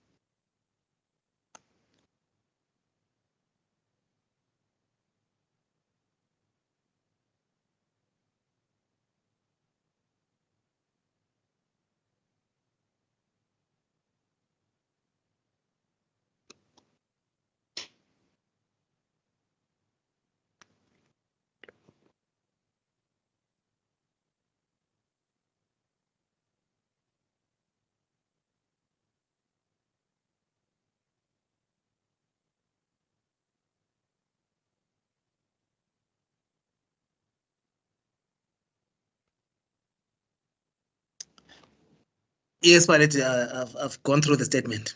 Thank you very much, Mr. Pichela. I will respond again, my lady, is Shabangu. Oh, Mr. Pichela, Mr. Shabangu. As the court pleases, my lady. Now, Doc, on this statement, as we have read it, did you understand the statement, Doc? Yes, I went through it fast, but I think I understand it. Thank you, Doc. I want us to start by paragraph 2, which we have read. Yes. And, yes, paragraph 2, my lady. And then I don't know, my lady, now that I must refer the witness to a specific part of this paragraph. Yes, he has read the statement. You can question him on that. It's fine. Thank you, my lady. As the court pleases. Doc, let's go to, on this paragraph, it will start at line 13. Which read, moreover, it was. Oh, yes. Yes, I've got it, Counsel. Yes, thank you, Doctor. Moreover, it was my first day of work at the center. After the patient has fallen and assisted him not to bite his tongue, there was no patient. There was no patient file, then called the ambulance to assist, but before calling the ambulance, the ambulance services called Cullinan Care, next page 6340. Continue. Center to help, but the sister, if you look at the sister who answered the phone, said she does not work for the anchor center. I must call the management of the center. Then, Doc, on this one, the point that I want us to look at there is that one from paragraph 30, from line 13, where this Mola telling us that she was new at the center. Did you see that? Yes, I saw it, my lady. Thank you very much. Now, Doc, as you have testified as a psychiatrist, Doc, for many years that you have at the back as an experience, the files of the mental health care users, where are they kept when they are in NGO? Do you perhaps have an idea?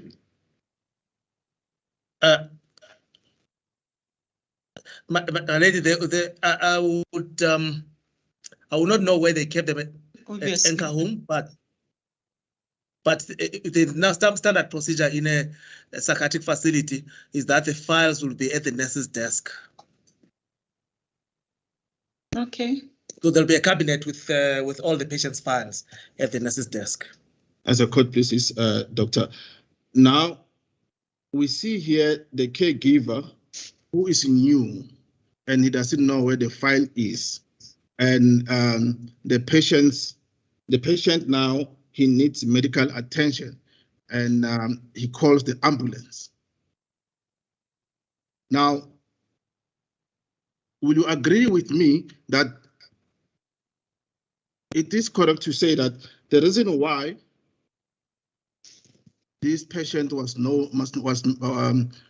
labeled unknown is because of this caregiver didn't know his name and he was new at this institution? There's quite a few possibilities. Yes. We can start with we can start with yours and say there was a file in the nurse's desk. Just a second. Just a second, Mr. Pichela.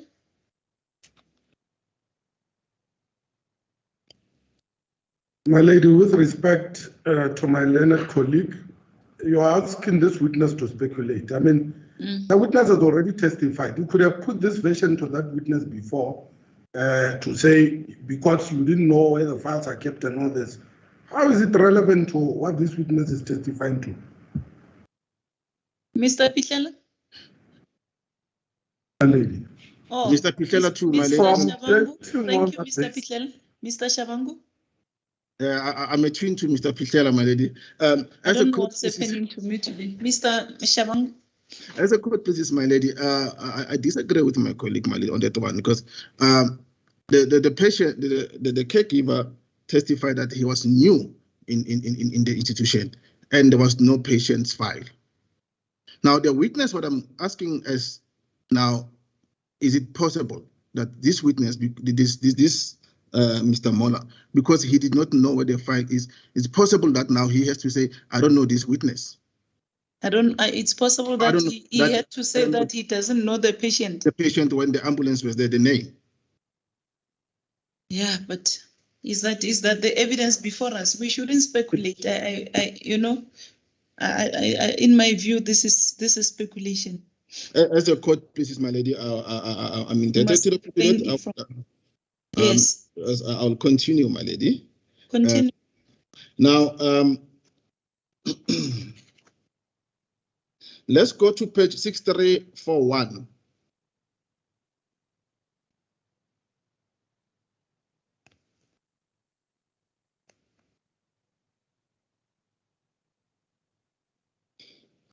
Yes, we're on the page. On this page, we look at paragraph 4.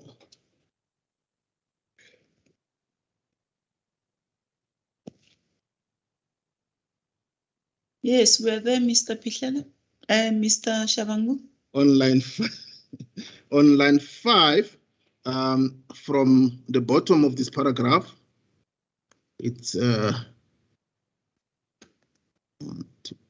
yes. As a could please, my lady. No. As a could please, my lady. I beg because that is paragraph 4. 4. Line 5 from the bottom. That's what you have referred us to. I'm referred as a could please, my lady. I want to go to the whole paragraph, but the point is that line 5, the bottom. Yes, continue. Yes. That's fine. Yeah, on paragraph 4. We're not going to read the whole paragraph, okay? Yes. Doc, you have read that paragraph. Do you agree? Did you see it? Yes. Yes, I saw the paragraph, but I haven't found the line. I'm not sure if I'm on the correct line. As a code, paragraph 4, you look at you start counting the lines from the bottom of paragraph 4. My lady, I'll prefer to go quickly with the paragraph 4 to make sense, so that you may do so. Yes. Now, my Doc, I'm going to read quickly. One day while at Mamelodi Hospital, not sure about the date, I received a phone call from the social worker Kiabetri, who asked me to come and check one of the patients at the ward. Kiabetri asked me about one of the patients admitted at the hospital, and I managed to recognize her as a quote, please, my lady. I managed to recognize her as one of the patients admitted at Anchor House. I then accompanied Kiabetri to the I don't know, this is appointed ward, opposite ward, and also asked about the other patient on bed. I managed to recognize the patient as one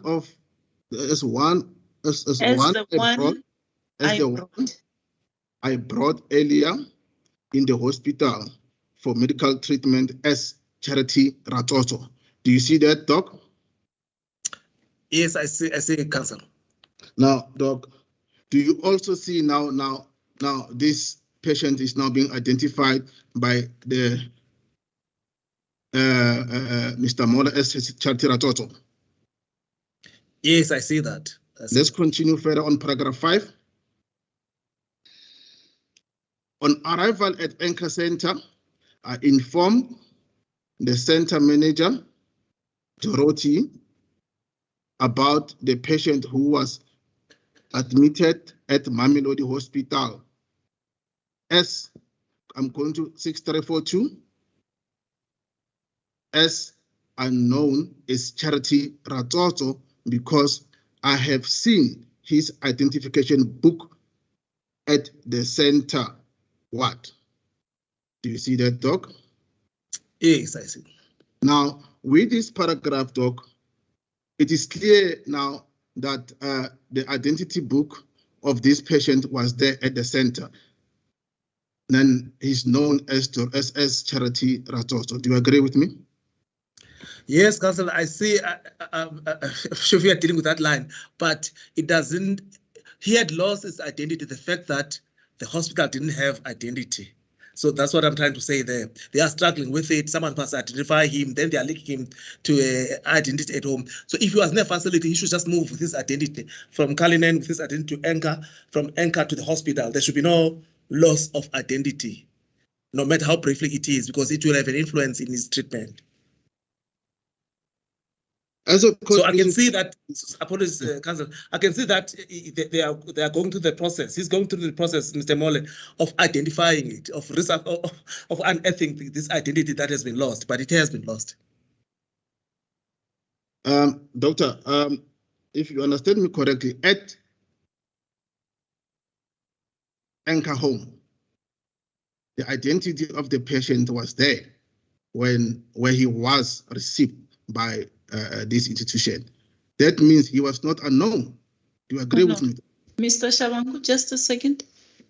We have got the evidence on record, and we see that in the statement, this person, whatever he's saying, doesn't change the fact that when he was taken, when Charity was taken to the hospital, he was not identified. As the court pleases, my lady. It doesn't change that. We shouldn't confuse the witness. Thank you. As the court pleases, my lady, I'll move on. My lady. It's a few minutes before 1 o'clock, but you have to finish, then we take our lunch break. My lady, I'm definitely sure that I'll finish before 1 o'clock. Please. Now, Doc, I'm going to the last point.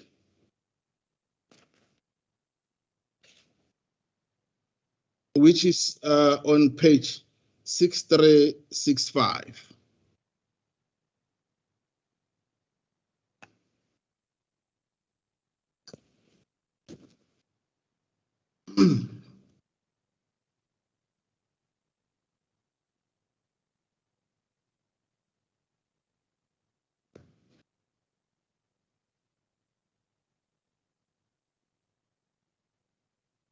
Yes, continue. We are on the page. I don't know whether the doctor has found the page. Yes, I found it, my lady. Mr. Shabangu. On this page, we'll deal with paragraph 2. There's a statement of Hilda Mushita Kwete. It's a short statement. The doctor can look at it quickly. It's even easier to read. It has been typed.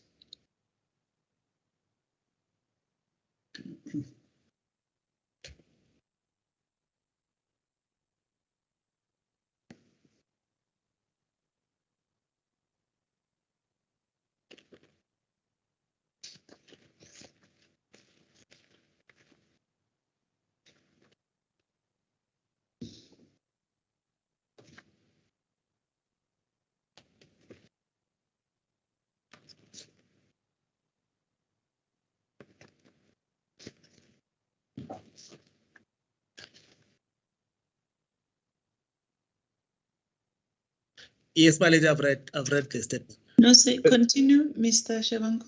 Thank you, Doc. On this statement, Doc, as I said, we'll focus on paragraph 2. Now, on paragraph 2, Doc, on the 4th line from the bottom,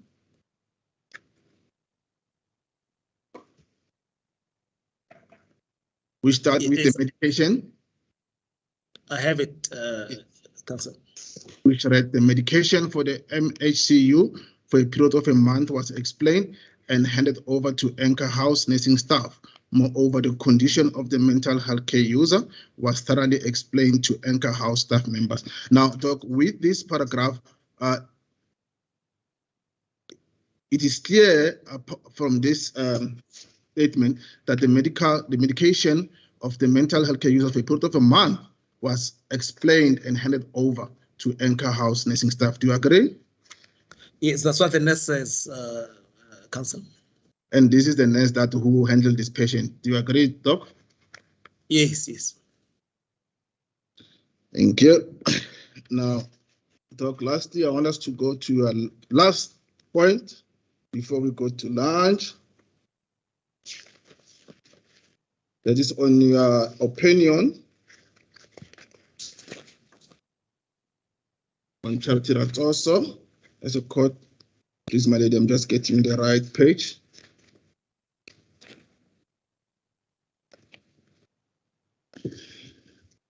On the conclusion, Doc, that is on page 37476.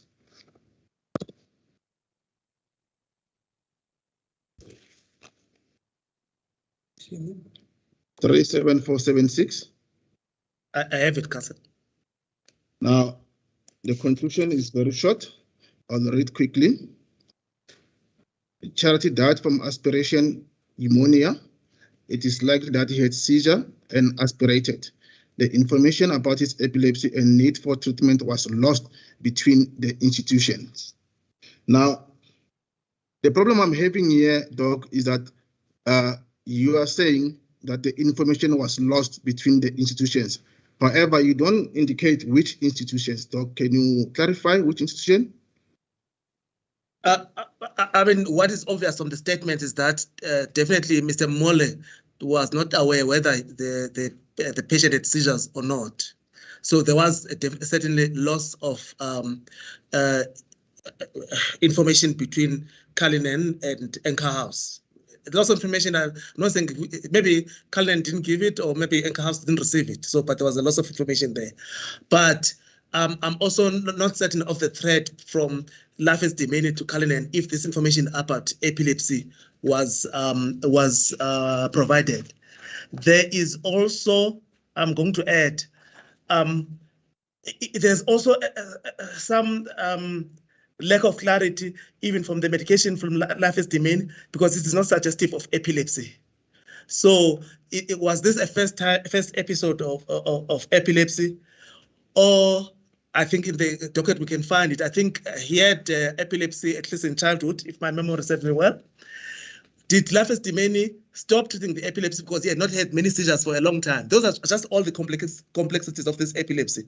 That is why it would have been better to keep him at Life Esidimeni.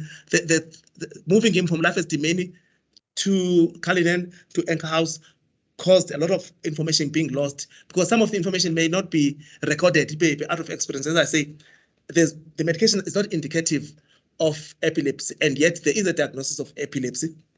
Is it because you don't have to treat epilepsy forever if the patient is not having seizures? Is it because Life Esidimeni stopped treatment and when he got to Anchor House, he had a seizure after many years of not having seizures? Or is it because the information was lost, no one even knew about the epilepsy, as Mr. Moller says that it looked like a first seizure? Doctor. So that's the kind of information I'm talking about that was lost. So I will not be able to, obviously, Mr. Moller, who's at Anchor House, says he didn't know about this, but I'm not sure where the information was lost, but the movement between institutions made it lost. And it's a risk that one sustains if they move patients from institutions to the next without preparation. As a court, please, thank you, Doc. With what I've referred to you about the nurse who said he explained to the receiving nurse. That does not answer your question, Doc? Let's just read it again. I don't remember seeing her saying I also explained about epilepsy. About she said she explained about the medication and just to read it as clear from the doc. I'll go back. I can read it. Yes, Doc. I can read it. The discharge documents were prepared, which includes discharge form, discharge summary report, and prescription chart. The medication for the mental care user for a period of a month was explained and handed over to the Anchor House nursing staff. Moreover, the condition of the mental care user was thoroughly explained to the Anchor House staff member. But we don't know What are those details? What is it that was explained? So I'm not sure if, as I say, I'm not sure even if Cullinan was aware of this epilepsy. Doc, with that in mind, or what we have just mentioned now, can we go to page 37475 of your report? Sorry, apologies. 37 what? 37475. That is the beginning of this report of Chatera Toto. Yes, I am. You are there, Doc. Now, on this page, Doc, there is medication and everything. And yesterday you explained that these medications, they treat epilepsy. Doc, where did you get this? No. Yesterday I explained number 1 and number 4 as antipsychotics. I explained number 3 as to treat side effects of antipsychotics. Number oxazepam, I emphasized that they probably use it for sleep. Number 2, clonazepam would be used to control behavior, can be used for epilepsy, but it's not a primary treatment. You cannot treat, in fact, you will put the person at risk. You cannot treat epilepsy with clonazepam, because actually that put patient at risk. It will be an add-on. The usual medication for epilepsy, I mentioned yesterday, it's sodium valproate, the one I said is Epilim, it's Tegretol, Kapamazepine, it's Lamotrigine. Those were the usual medications used in almost all these patients. Or not used in all of them, but those are the medications that appear for epilepsy. There's more than that, but the ones that appear, in fact, also they are commonly used in psychiatry, is sodium valproate, Epilim, Kapamazepine, Tegretol, Lamotrigine. The clonazepine will be an add-on. You can never use it as a standalone drug. You can use it, sorry to my letter to be just be long as that I put the picture better. You can use it to abort a seizure. Not at that dose, not by mouth. You have to give it straight to the vein. If you want to abort a seizure, you can then use it. So there's no way that you would have been maintained on clonazepam or oxazepam to prevent seizures. Otherwise, when the levels of clonazepam fall, he will have a seizure. You need something better than that. So this, in nutshell, Doc, it includes epilepsy. No, my lady. As I say, the primary treatment of medication for epilepsy to prevent seizures. Okay, there's treatment to abort a seizure. You're having a fatigue now, we must abort the seizure. That treatment is not good to prevent a seizure. So the primary treatment to prevent a seizure, which someone will be taking every day, like that clonazepam, it is not clonazepam, it's sodium valproate, Epilim, Kapamazepine, Tegretol, and Lamotrigine. Those are the 3. The clonazepam can be added on those 3 in a poorly controlled epileptic, can be added to use on a day-to-day basis. You can never use it alone, because if you dare use it alone, remember after you've taken the tablet by mouth, the levels goes up. Well, it's not for prevention. Remember, when the levels go down, you can actually have a seizure from that. So you can never use a benzodiazepine to prevent epilepsy. You cannot be taking it every day. However, if you arrive at casualty and you're fitting, you want to stop the seizure now, you can take that medication. It's a bit complicated, but you can take that medication now, not in a tablet form of it, in an injection form of it, and put it straight to the vein. And then it will stop that seizure and make the patient drowsy. But immediately, you must add, by drip for that matter, sodium valproate, so that when the clonazepam runs out, you don't have a seizure. Others will have a seizure. There's no way they would use, in fact, even if I have to be a bit longer, even if you don't have epilepsy, like I explained yesterday, if you are taking clonazepam every day at high dosages, just like alcohol every day, if you suddenly stop it, you'll have a seizure. Okay, thank you. As a court, please, my lady. Thank you, Doc. Thank you, Dr. Klicha. I have no further question for the doc. Thank you very much. Can we take the lunch break now and resume at 2:05? The doctor is warned. Thank you. As a court, please, my lady. May it please the court, my lady. As the court pleases, my lady.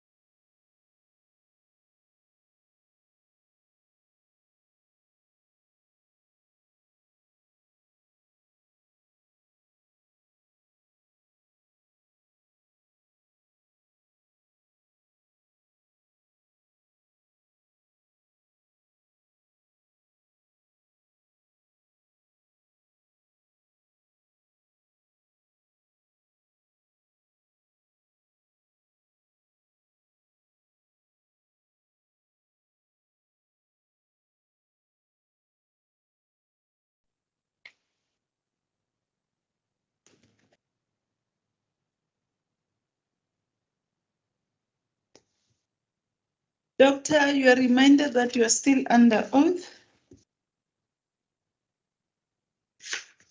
Ms. Mboweni, do you have questions to the doctor? May it please the court, my lady, I do not have any questions for this witness. Thank you. As the court pleases. Mr. Manamela, is he there? Mr. Manamela? Going to pass him? Mr. Profi? As the court pleases, my lady, I do have questions for the witness. Yes, just if I may, just to indicate, those of you who are left, I was told that the witness is only going to be available until today. So just bear that in mind. Thank you. You may proceed, Mr. Profi. I think Mr. Pushile would like to say something, my lady. Come again? I think Mr. Pushile, his camera was on. I just wanted to find out if he wants to say something. I don't see anything. Mr. Pichela? Yes, my lady. We can't see you. My camera is on. I'm not going to allow you to speak off the record. So I don't know what's happening. No, my lady. I'm saying the camera and the mic are on. Can your ladyship hear me? My lady, I do see Mr. Pushile on my end. He does appear on my screen. But I'm seeing you. Does he appear on your screen? I'm seeing you, Mr. Profi. I don't see Mr. Pichel. I don't see him either, my lady. I'm gonna exit and try and come back then.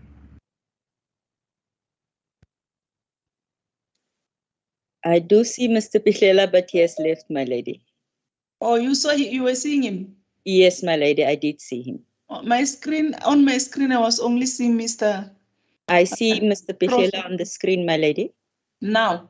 Yes, my lady. Something is wrong with my screen then. Come again?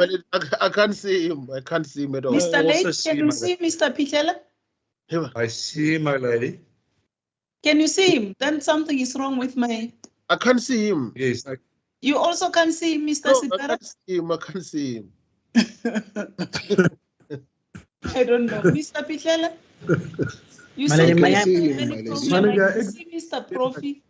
My lady, may I just make the suggestion that my lady clicks on the link, on the actual link, the team screen will go blank, reload, and my lady should then be able to see him. That's usually what I do. Can you see him yourself now? I can see him.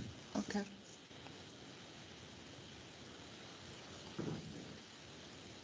If my lady just clicks on the link. Yes, I'm going back to the, I'm just going to. It's late.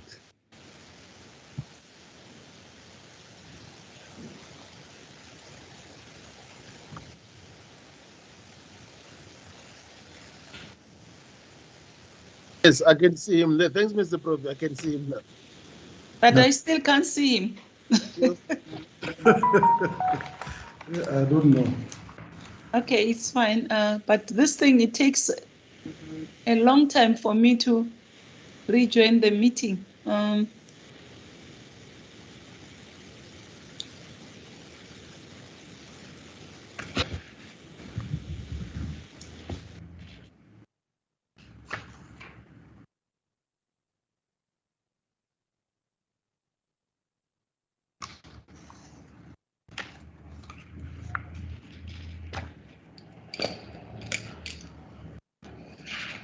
Yes. Yes, my lady. As court pleases. The point that I wanted to put across was the fact that the evidence in chief was quite extensive, and it covered obviously the whole day. Now, most of my clients are the ones who are implicated in this matter, and they're the ones who are mentioned by this report. If it's desirable, my lady, then I would request that my cross-examination be deferred until such time that this doctor is available to come and testify, because as with yesterday, I was under a lot of pressure to finish, and I tried as best as I could. But on this occasion, it's not going to be possible for me in the time that is left. Okay. Please, Mr. Late, do you note the request by Mr. Pihlele? My lady, the arrangements with the doctor was not made by myself. It was made by Section 3. Ms. Asim? My lady, the witness. Yesterday when we finished, I said, who? The doctor took so long. And I don't think Miss Marriott understood what I said. I even said, is the doctor available tomorrow? But she thought I was just specifically asking if the doctor was available. I was looking at the extensive evidence that he gave. Because now when we look at the time, Mr. Profi, probably he might keep us busy also. We don't know for how long. And I see a lot of your colleagues have reserved their cross-examination to a later stage. So let us continue. My lady, the witness, the doctor is available tomorrow to continue. But I don't know, what is the arrangement with the evidence leaders? Don't we have another witness scheduled for tomorrow, or that witness is going to be moved? No, my lady. But as far as I know, you only gave us the two names of the witnesses, the two witnesses' names for the week, I think. Yes, my lady, because of the extensive evidence that the doctor gave yesterday, we decided not to arrange another witness. This clears your concerns, Mr. Pihlele. So you must be ready. If we don't finish today, you will get your opportunity tomorrow, ne? Yes, the court pleases, my lady. Okay, will that be fine? Indeed, so, my lady. Okay, I'm indebted to the court. Mr. Profi? As the court pleases. Continue.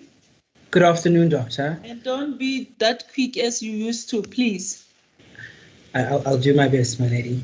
Okay. Doctor, I'm Ebenezer Profi. I represent the owner of the NGO Abushlebi Nkosi. My evidence for the sake of the court, the cross-examination, relates specifically to scenarios that you had mentioned NGOs. I just either want to include the NGO in your statements or exclude the NGO from those statements. Then it pertains to your knowledge and respect of the periodic reports and the information the NGO received. And then from the onset, the two users that I refer to are not part of the 10 of whose witnesses you gave. But what I would want to elicit is whether you're in a position to comment on those two users. May I then proceed, my lady? Before then, if I may, why do you want to cross-examine him on those users that are not part of this? When I put the version and the reports to previous witnesses, my learned colleagues objected, and the court had said I should wait for when a clinician comes to testify in order to put those versions to a doctor and not the department's witnesses. Oh, okay. And you also want to cross-examine him on the something that is not, it didn't happen at the NGOs that he has referred to? No. So as I previously had said to my lady, the difficulty I find is when a witness refers to when he refers to newly appointed NGOs. Is this newly appointed NGOs included in those statements or not? I'll have to hear your questions and then, yes, let's go. Let's proceed. Doctor, to keep my cross-examination brief, I just want to give you a background to the NGO so that I don't have to, when I ask you a question, consistently give you background in bits and pieces in respect of the NGO. So as I had mentioned, that Abushlebi Nkosi is a newly established NGO that on the 24th of June 2016, they received 40 male users being young, old, with ranging mental disabilities, and as well as physical illnesses and ranging levels of aggression. It is Ms. Mbasa's version that the NGO ended up looking like a hospital. You had testified on the importance of criteria. Just for background, this NGO's criteria was females below the age of 60 with chronic mental disabilities and not severe intellectual disabilities. Further, she thought that the criterion was females below the age of 60 with chronic mental disabilities, not severely intellectually disabled users. Yes.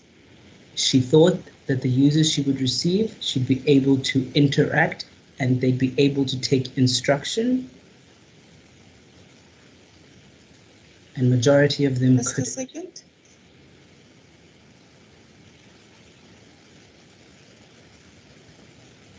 Yes. She thought they'd be able to take instruction and majority of them were not able to do so. Doctor, you can accept that there was a mismatch in the users to the NGO. Then the last point I want to bring to your attention for the background is that the NGO, you had testified on the importance of the guidance an NGO needs from a clinic. Obushlepe Nkosi was not linked to a clinic for the first 3 months once the users were transferred to it. Before I begin my question, do you care to comment on the background provided? I want you to go slow, not because remember other people are taking notes and the court is also taking notes, right? But you can proceed. It's fine. I've noted what you have said. Yes. My lady, I'm not sure if it's on my end, but the doctor seems frozen. No, he doesn't. His picture's not moving on my side, but if I can continue. Yes, you can continue. So with that background, is there anything the doctor would like to comment in respect of that background to the NGO? Thanks, Counsel. Obviously, the patients that you list, the features of the patients that you list, who are say the 40 patients, they definitely don't meet the criteria of Mcappell Nkosi. If that was the criteria of Mcappell Nkosi, they were males, they preferred females, they preferred people less than 60. They were quite specific about the kind of diagnosis that they wanted. In fact, they excluded severe intellectual disability. It is acceptable, I think I mentioned this even yesterday, for an NGO to have a specific criteria and realize its limitations, that they will only just focus to that kind of patients. It is not like a hospital that may have a wider, Stekfontein Hospital may have a wider range of issues they can deal with compared to an NGO. An NGO may have a focused, they may be more focused in the type of patient they can cope with. Now, in your evidence, I was quite alarmed when you had testified that normally 1 to 2 users are... Just a second, before you proceed, I don't think the doctor has, you just said a lot, the background was too long. On the question of the NGO not being linked to a clinic, I haven't heard his comment. Well, I would, thanks, my lady. I would expect if I was running an NGO, I would know where I'm going to go and get my medications, the usual psychiatric medications, as well as the clinic. Remember, when the clinics don't always have the medications on stock for those patients, not out of error, but they may have to order the medications. So if you are running an NGO, I think you should know a clinic in your community that you work with, so that once you receive the patients, you can go and tell them, I've received 2 patients from Life Esidimeni. They'll be coming, I'm booking an appointment, they'll be following up with you next month. So I think it's quite important for the NGO to have a clinic that they are linked with. Okay. Ms. Mbasha's evidence is that she went to her nearest clinic and she was advised that she's not linked to that clinic, so they couldn't assist with the dispensing of medication. Because I didn't know that it has to be officially authorized somewhere. I assume just like a normal patient discharged to the community would go and make an appointment in the clinic of their community. So when the NGO owner went to the clinic and said, I've received these patients, I'm making an appointment because they will come and follow up next month. These are the medications they are on. The clinic should assist in that regard. No, there was an official channel that had to be followed, which was only done. They arrived in June. It was only done with intervention in September, where she was then linked and could get medication from the clinic. Well, my lady, if that was the situation, then the NGO would struggle to get medications unless I doubt even if Esidimeni will give medications for 3 months. That is an unusual scenario. Thank you. Now, we agree that the NGO then struggled to get medication since it wasn't linked. So my next point is, in your evidence, you had testified that normally 1 to 2 users are transferred at a time. In this case, 40 users arrived at once at a newly established NGO. So you had testified that sending users in a batch creates a crisis. Do you recall? Yes, Council. So you'd agree with me that sending 40 mismatched users to a newly established NGO was a recipe for disaster? Yes, my lady, I'll agree with Council, even if they were matched.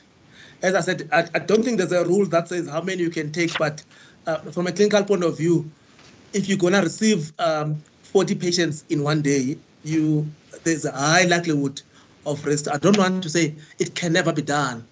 It can be done maybe by a hospital that is better resourced, but even that hospital will be taking chances in terms of risk. They will, unless these patients are coming from maybe a hospital gets bent down and then you have to move 40 patients, then the receiving hospital, and not an NGO, would have to be quite resourced to just receive those patients. I'm talking about patients going to one department. I'm not saying Baragona receives many patients, but they are all going all over the hospital. I'm talking about if you have to be receiving these patients to one team, so in a hospital. So I think the number was too huge for the NGO to receive them in one day.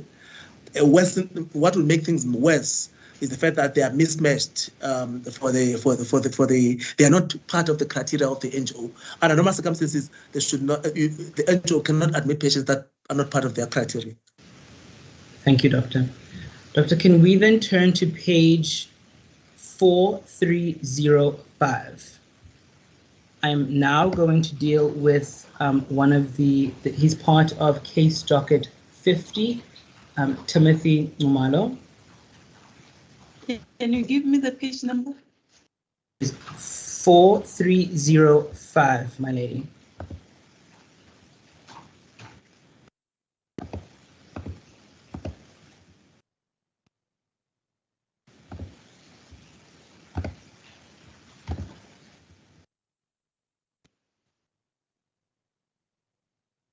May I proceed, my lady? Just a second.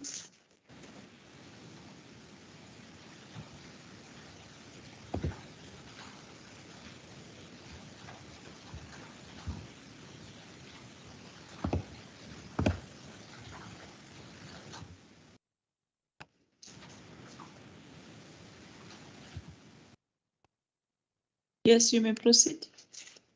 Doctor, this, as I had mentioned, is in respect of deceased 50, Timothy Mcappell. It is his discharge report. I don't think you are audible enough, Mr. Okay, continue. Let's hear. If you can just repeat. This is the discharge report for Timothy Mcappell.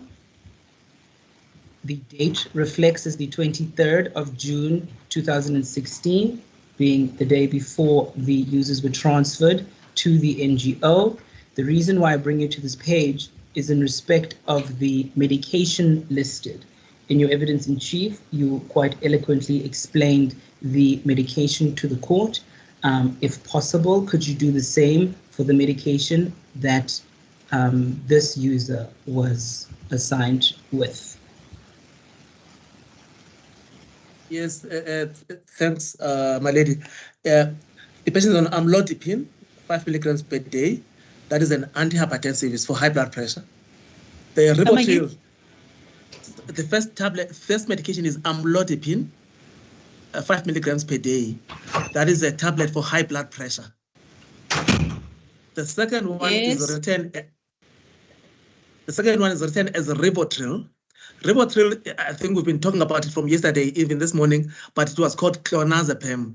If my lady remembers from the patient that we discussed just before. Something like clonazepam, yes. Clonazepam, it was whether it was it used for that patient for epilepsy or not. So he also was on that. This tablet. one is ribotril, but that's the trade name. The chemical name is clonazepam. So it's the same.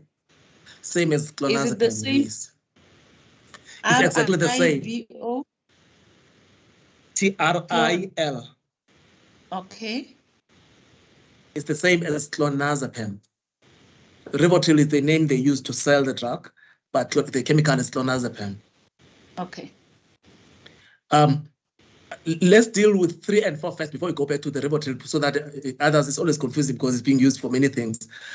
The tegretol is the same as we discussed yesterday, or even this morning, is kapamazepine. It's usually used for epilepsy, but it can also be used for bipolar disorder. It can also be used to control behavior. Risperdal. Just hold it there.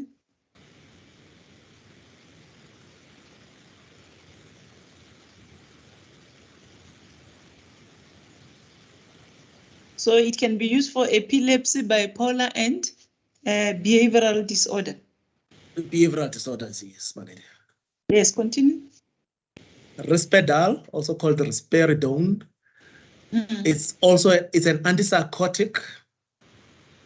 It can be used to treat psychosis, like in schizophrenia, but it can also as well be used in bipolar. It can also be used in behavioral problems. So looking at the medications, apart from the blood pressure, that's straightforward.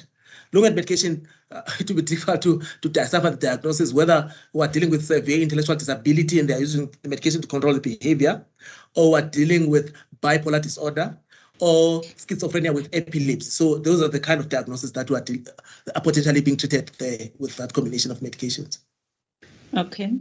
We will get to the diagnosis, doctor. I will seek your guidance and comment in that regard. From here, I just wanted to establish that from the medication, is it safe to conclude that this user was suffering from both mental and physical ailments? Yes, my lady. I mean, the two opposing ends that you can see there. Amlodipine is a physical illness. It's to treat high blood pressure, a physical illness.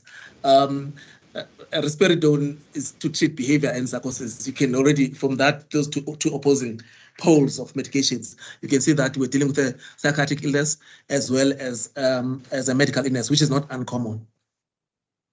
Okay. If we can go down to the next page, page 4306, present mental status.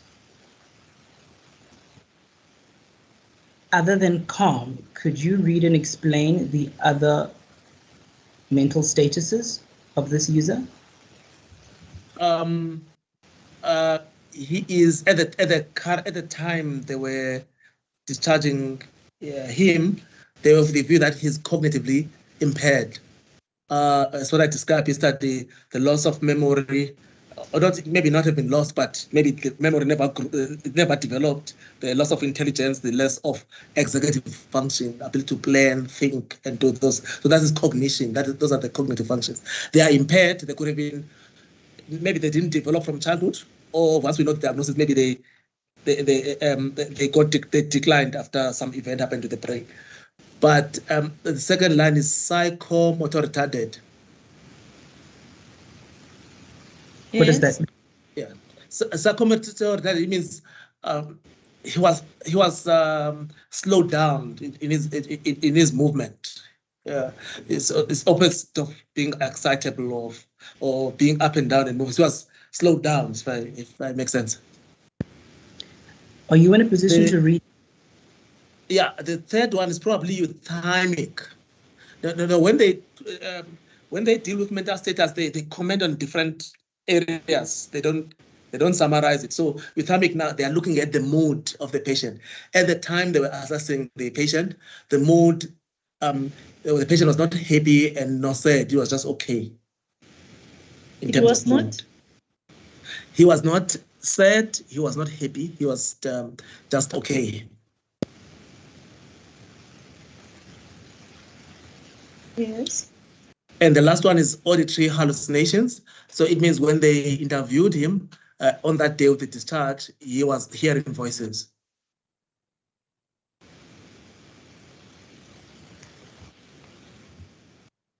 Then, Doctor, if we can, thank you for that, Doctor. If we can proceed to the next heading, being present treatment program to be followed, are you in a position to read and comment on what has been filled in there? Risperdal 2 milligrams. Penos nocte, it means they were saying that they are going to continue, or whoever they're writing to must continue with risperidone 2 milligrams. And then they say very low functioning and cognitive impaired. He can't attend occupational therapy. That means he's actually very low functioning person, where they even recommend that he does not even attend occupational therapy, because you'd expect most patients to be able to attend occupational therapy.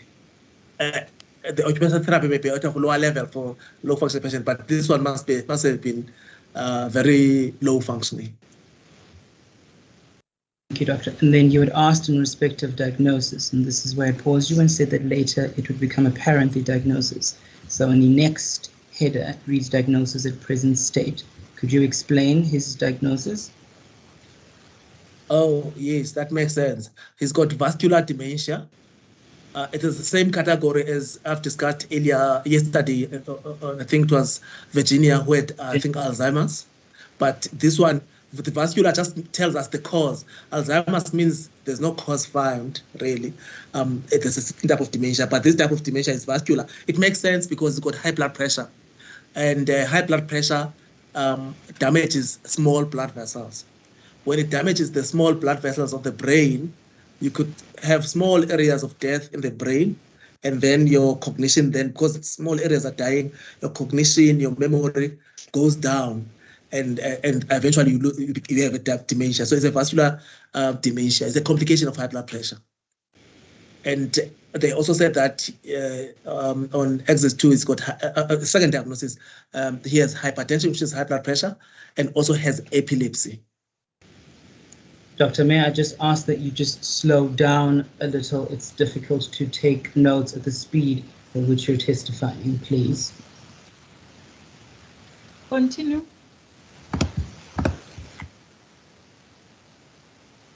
Now that we have the background to the type of user we're dealing with, the next page, the periodic report begins, and you had testified on quite a number of periodic reports in your evidence in chief.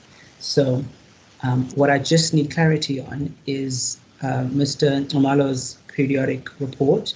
The indication there is this user is an assisted user. Just for clarity, what is that? You gave the categories, but specifically to this user, what does it mean that he's an assisted user? From the mental illness, he's impaired to a level where he does not know whether he cannot consent, a reasonable consent to treatment. He's not opposed to the treatment, but he's also not agreeing with it. And because of his mental capacity, the doctors are of the view that because he's not opposing, they can't just say he has consented and get him to sign. So that's why he's an assisted mental health care user. It's a separate application to voluntary, where one signs themselves in, or involuntary, where they are opposing, so they are being forced. So he's not really being forced, but he doesn't have capacity to consent. It's also with dementia, it's a likely outcome. Doctor, can we then go to the following page on being 4308? The header begins with assisted mental health care user, section 30 of the Act. Please let me know when you are there. Where are we? Which page now? Next page, my lady, 4308. Yes. The paragraph I'm referring the witness to begins with the header, assisted mental health care user, section 30 of the Act. Does the user have the capacity to express himself on the need for care, treatment, and rehabilitation? No. Cognitively impaired, you've already explained that to us. Is there other care, treatment, or rehabilitation which is less restrictive or intrusive on the user's right to movement, privacy, and dignity? No. Should the user be discharged? No. He requires a structural environment and constant supervision. With that in mind, Doctor, is this indicative that this user should have not been moved to an NGO?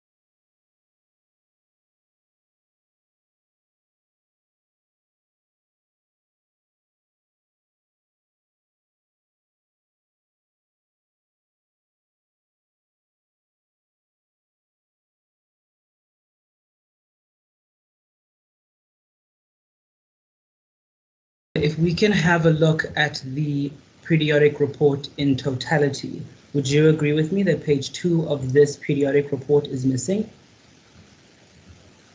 Let me just have a look at it. This page. It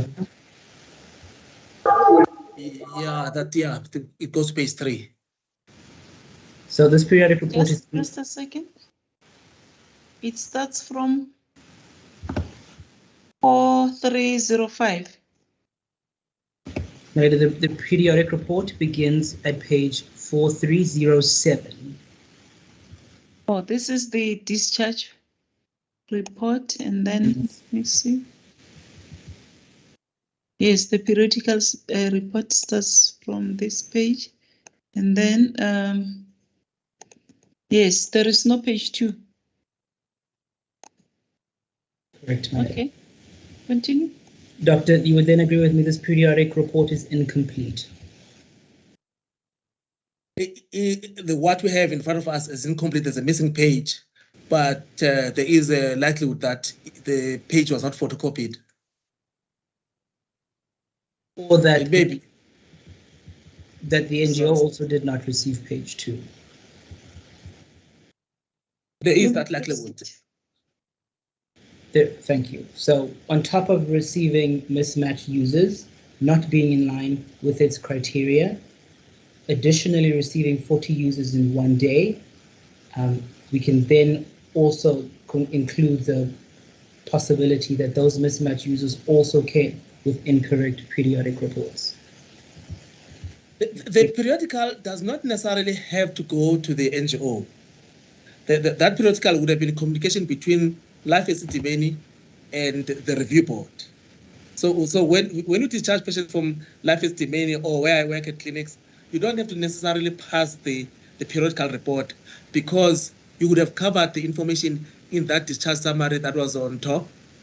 You may also do an additional report that is not prescribed, not necessarily in a legal document like these ones. So the periodical report, if the NGO did receive it, that would be good, an additional document that would help them.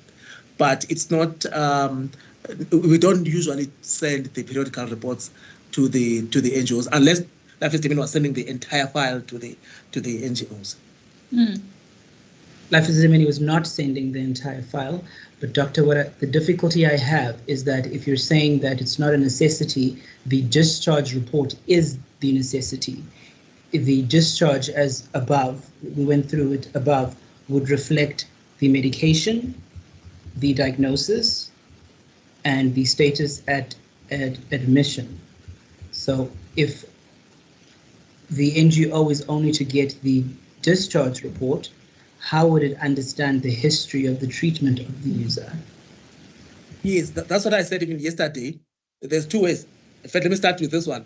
Maybe Life Esidimeni thought, we don't have time, we'll do a discharge report, we'll also just give them the periodical. They could have gone that route and then the NGO will have it.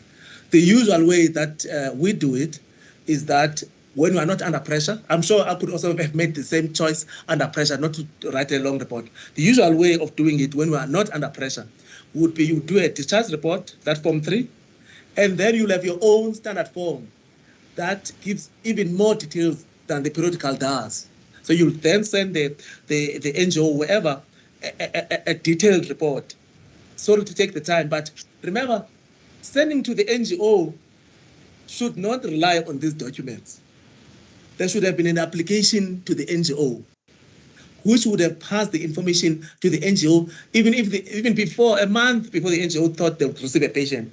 And then the NGO would have gone through this application, assessed the diagnosis, the level of functioning from the application form, checked whether the application matches their criteria, and then they phone Life Esidimeni and say, hey, you don't match this patient doesn't match our criteria, we won't take him. So that's the first document that the NGO will receive from Life Esidimeni or from Stakeffontein. The second document would be that form 3, plus a separate summary now that the patient is living with much more detail than that form 3. So those are the under normal circumstances. Then you can also see, Malik, then there will be no necessity to necessarily send the periodical report, which is the document that is usually shared with the with the review board. But I guess under pressurized situation, they didn't make the application, so the NGO doesn't have information. They don't have time to write a much more detailed report. Then the another way then of passing the information would be to make a copy of the last periodical report, because it would have captured the information for the review board as to why the patient is at life estimate. Thank you, Doctor. Could we then agree, based on what you just said, the application and the usual under normal circumstances not being followed, it leaves the NGO in a position where it doesn't understand how to treat the user it has? Absolutely, and I want to also add, this will not only disadvantage life estimate, the NGO, life estimate itself, or even the clinics where I work at, would not accept a patient without an application. We want to go over the application weeks before we see the patient, so that we can assess what we're going to be dealing with and whether it matches our needs. If there's information that is lacking, we can go back and say, give us more information. What about this? So that we are sure that the patient will meet our criteria and will be able to cope with that patient. Thank you, Doctor. Doctor, the next patient I wish to draw your attention to is case docket 51. Timothy William. There is no post-mortem. So on that basis... What is the name? Let me see, case docket 51. Ryan William. Case line index 075, my lady. I'll get it, it's fine. Ryan Willem. Correct, my lady. And the page number? Of where the docket begins, my lady? No, I've got the page number. I don't know what you're going to ask the witness. Okay. No, my lady, what I want to start with the witness is that I don't have a post-mortem to take him to. Yes, so I had that. I thought you were referring him to a specific page. I will do so once I just give him a background on Ryan William. Okay. Proceed. So this user arrives at the NGO on the 24th of June 2016, doctor, not wanting to eat and is not well. The admission and discharge report is then on page 11115.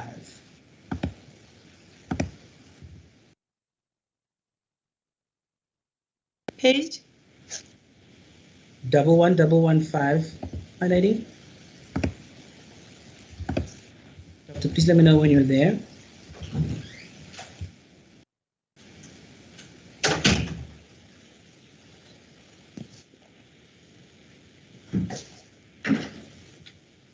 Yes, I'm on the page.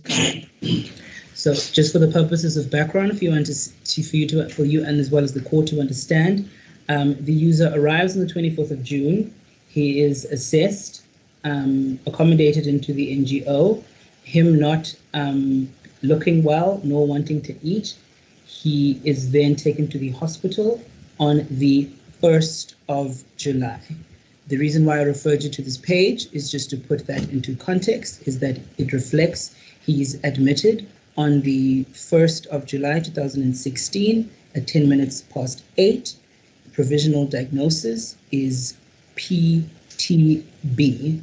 I will go into further detail on that aspect. This page just reflects his admission 1 July, his discharge 8 July 2016.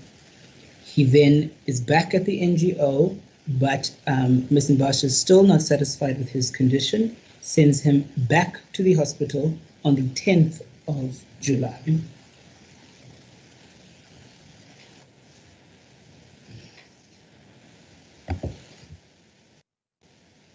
You can just go 2 pages up, being 11113.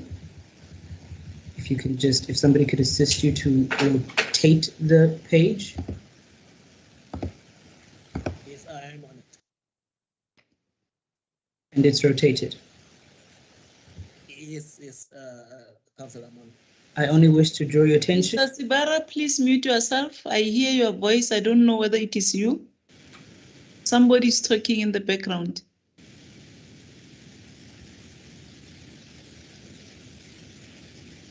May I continue, my lady? Yes, you may.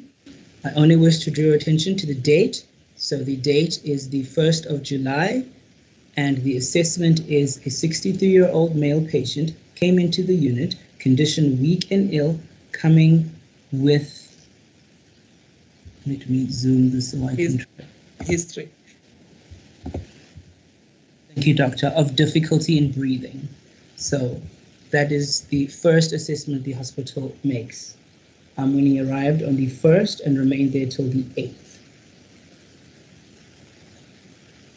So he came into the NGO in that state.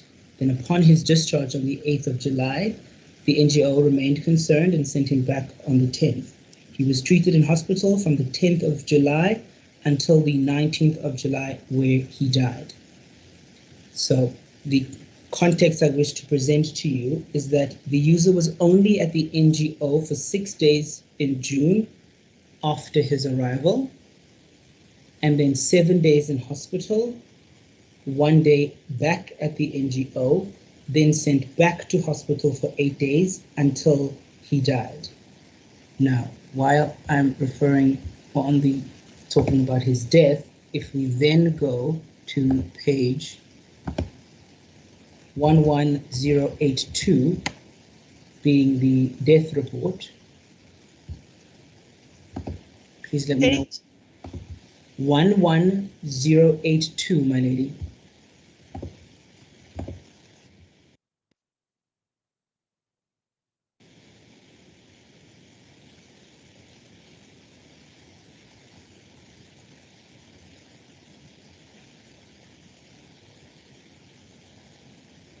Yes, continue. Are you with us? Yes, I'm on the page. It's the death report for Ryan William. It reflects his admission date and as the 10th of July, the date of death, the 19th of July 2016, diagnosis dehydration. Doctor, are you in a position to tell us how the user died of dehydration whilst being in hospital for both those periods? No, I wouldn't know. I don't know what else. I mean, there's many causes of dehydration. I don't know what else would have caused the patient continue being dehydrated in the hospital, unless there was another illness going on with him. Thank you, doctor. So the user I gave you this background because it's clear that the user spent limited time at the NGO and was more in hospital post-transfer to the NGO. You'd agree with me that this is indicative that such a user should have been sent to a hospital and not an NGO. They say not well on admission, but I don't know the details. So I won't be able to comment whether there was, in terms of this illness, whether whether it was appropriate or not, was he sick or not. They just not no details. But if you look at the first time he went to Tshwane district, they were already suspecting a lower respiratory tract infection or TB, which is PTB. LRTI is lower respiratory tract infection. So they think it's a lower respiratory infection, a lung infection, but probably due to TB. That's what they're suspecting on the 1st of July.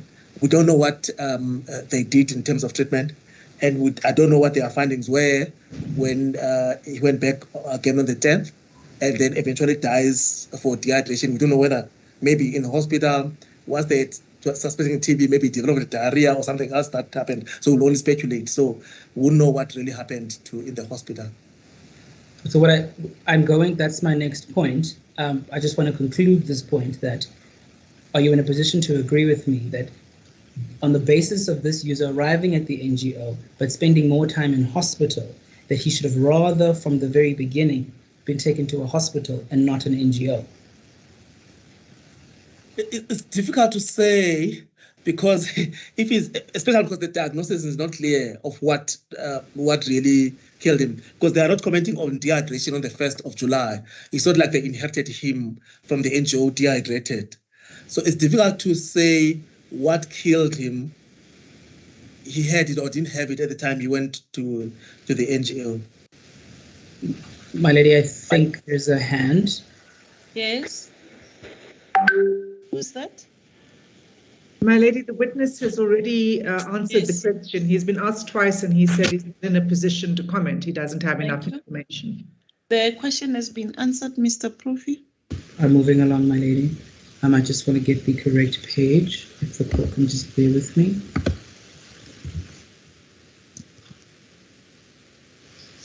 Doctor, if we can go to page 11112, it then flows from the question you had asked in terms of the diagnosis from 1 July. Please let me know once you're there. Yeah, I'm on it, Counsel. So the admission is the 1st of July. I just want to zoom in, but case line is taking some time. We see that on admission, is that pulmonary TB under the heading admission provisional diagnosis? Yes, Counsel, I can see. And then the column next to that reads the same, and the column thereafter reads other significant conditions, bronchopneumonia. Yes. Does this assist in when you said you don't know what the diagnoses were from 1 July? Does this assist you with that? It does assist. It's just that when at the death notification, they just said dehydration. So we can see that he had a pneumonia that they probably thought was due to TB. The pneumonia was due to the TB? Yes. Perfect. Doctor, if we go down to the end of the page, to the header that reads pre-hospitalization medication, medication in hospital, and medication for discharge. Are you there? Yes, I'm on it. You see that there's the first column is scratched out. There's a whole list of medication in the second column, and then fewer in the third column. Yes, I can. My instruction is to draw your attention to the first medication in hospital, which reads, and please correct me if I'm wrong, Rifaxifen. No, it must be Rifa4. It's the same as the one you see under the. How do you spell that, Doctor? RIFFA. Yes. FOUR. It's the same as that tablet. If you look under the column, it says medication for. It's the same as the one with under medication for discharge. They've got Epilim the first. They've got the same drug, Rifa4, 4 tablets. It's the same thing. My instruction is that this. Yes, doctor, we have to understand. When you say it is the same thing, what do you mean? The same thing with what? Rifa4 as the first drug on under medication in hospital. Is the second is the same drug on discharge. They've written there's medication in hospital. They start with Rifa4. Oh, on there's the other side, it still comes again. It still comes again. Yes. When you say it's the same, I mean, I don't understand. Okay, continue. Doctor, is this medication used for the treatment of TB? Yes, absolutely. And so this is the same as the previous one in the discharge report.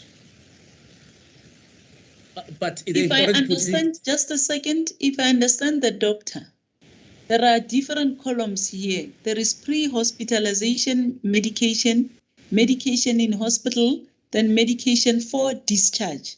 So if you look at what you have referred him, where you have referred him now, it's under medication in hospital.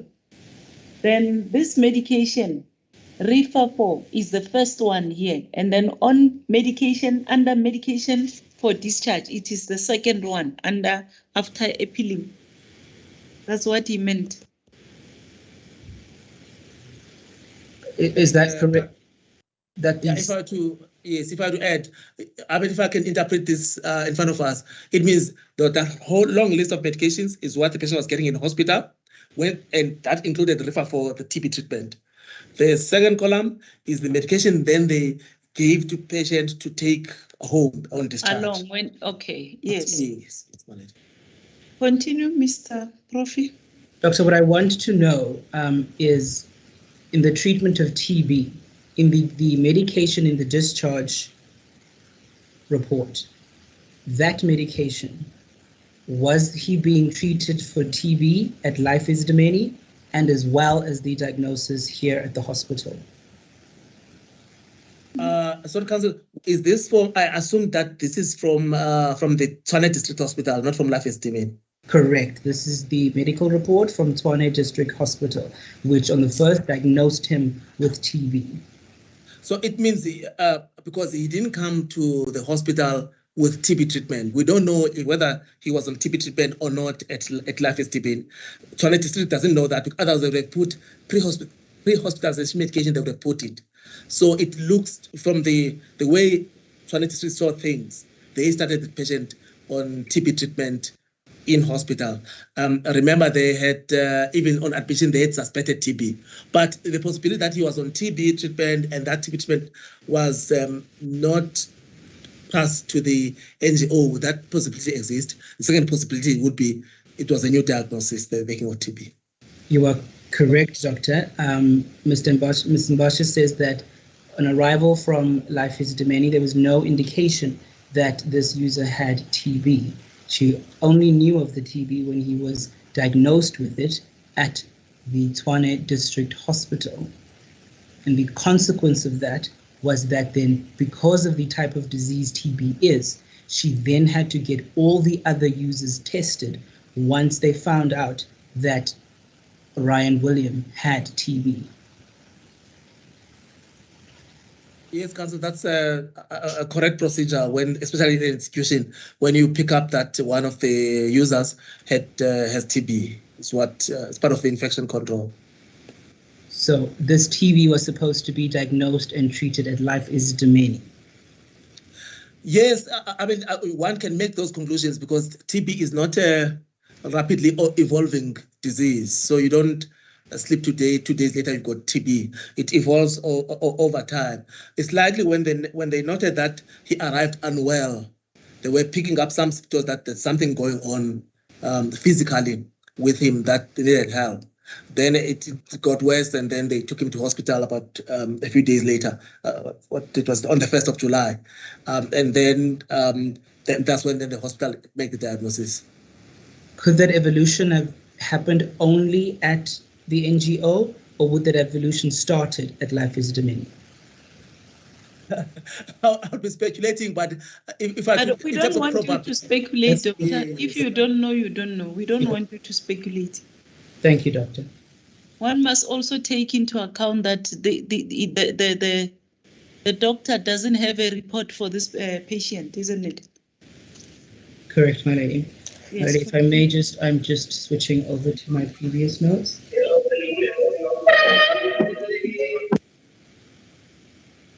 Doctor, I just want to conclude this point, and I want to move on. On his first admission to the hospital, as the report indicated, he was struggling to breathe. Could this have been a result of the TB? Come again? Yes. Just a second, Doctor. I didn't pick this up. I want to ensure that you are audible on record, yes? The nurse had indicated that he was struggling to breathe on his first admission. Could this be because as a result of the TB diagnosis?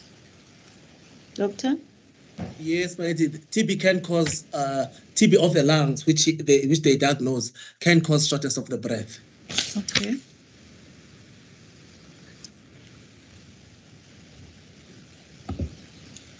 Thank you. Okay.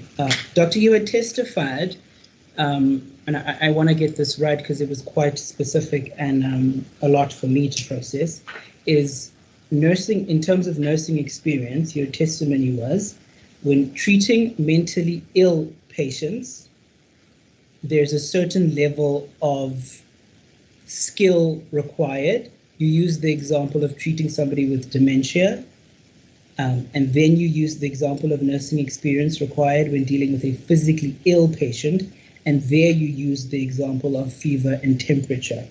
So we're already aware that this NGO had both of the users. So users with comorbidities, they had the physically and mentally ill users.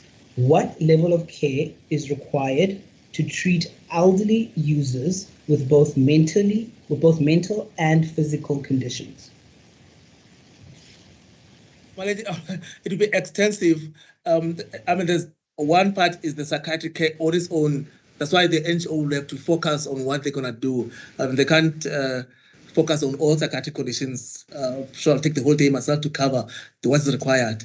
But there's also just, if you are running a psychiatric facility, there's also what you need for physical care. I mean, things like something to monitor temperature, blood sugar, just the basics, blood pressure monitoring, and also just your ability to observe. What I was emphasizing there is that nurses want training, but they also acquire experience in looking after a specific area of medicine. You cannot, especially when they are working on specialized areas, you cannot expect them to work in maternity and the medical ward and psychiatry ward, unless they are really at primary care, which is own specialty. So once you are looking after these patients, you need to be, if you are looking after severe and profound intentional disability, it's much easier if you are working in that environment all the time rather than changing. Otherwise, you may not have the experience. Doctor, can I even take it one step simpler? Is that the one user had medication for high blood. If you are transferring a user to an NGO or to any facility and he has high blood issues, you would ensure that that facility has the mechanisms and the actual equipment to assist someone with high blood. Yes, you cannot, especially with mental illness, you cannot admit someone with high blood pressure and you have no equipment to measure the blood pressure. So newly and also, sorry, if I were to add, not only if it's an institution, you not only must have the machine, you must also have a protocol for measuring this blood pressure. Do you measure it once a day? Do you measure it once a week? That kind of a protocol. So the NGO did not have that kind of equipment. So would you agree with me that a newly established NGO, such as Obuhle Inquest, with the criteria it has, was not suitable to care for these two users? Yes, well, it was not suitable. It puts the user at risk and is negligent. That's been my view, my lady, in this case. That failure falls on the Department of Health, specifically the team responsible for matching specific users with an NGO. I'm going to ask you to go slow, Mr. Profi. Sure. My lady, that failure... No, I got that. I'm just saying after that, you please. So that's the end of my question, that failure... Okay, the witness can just respond.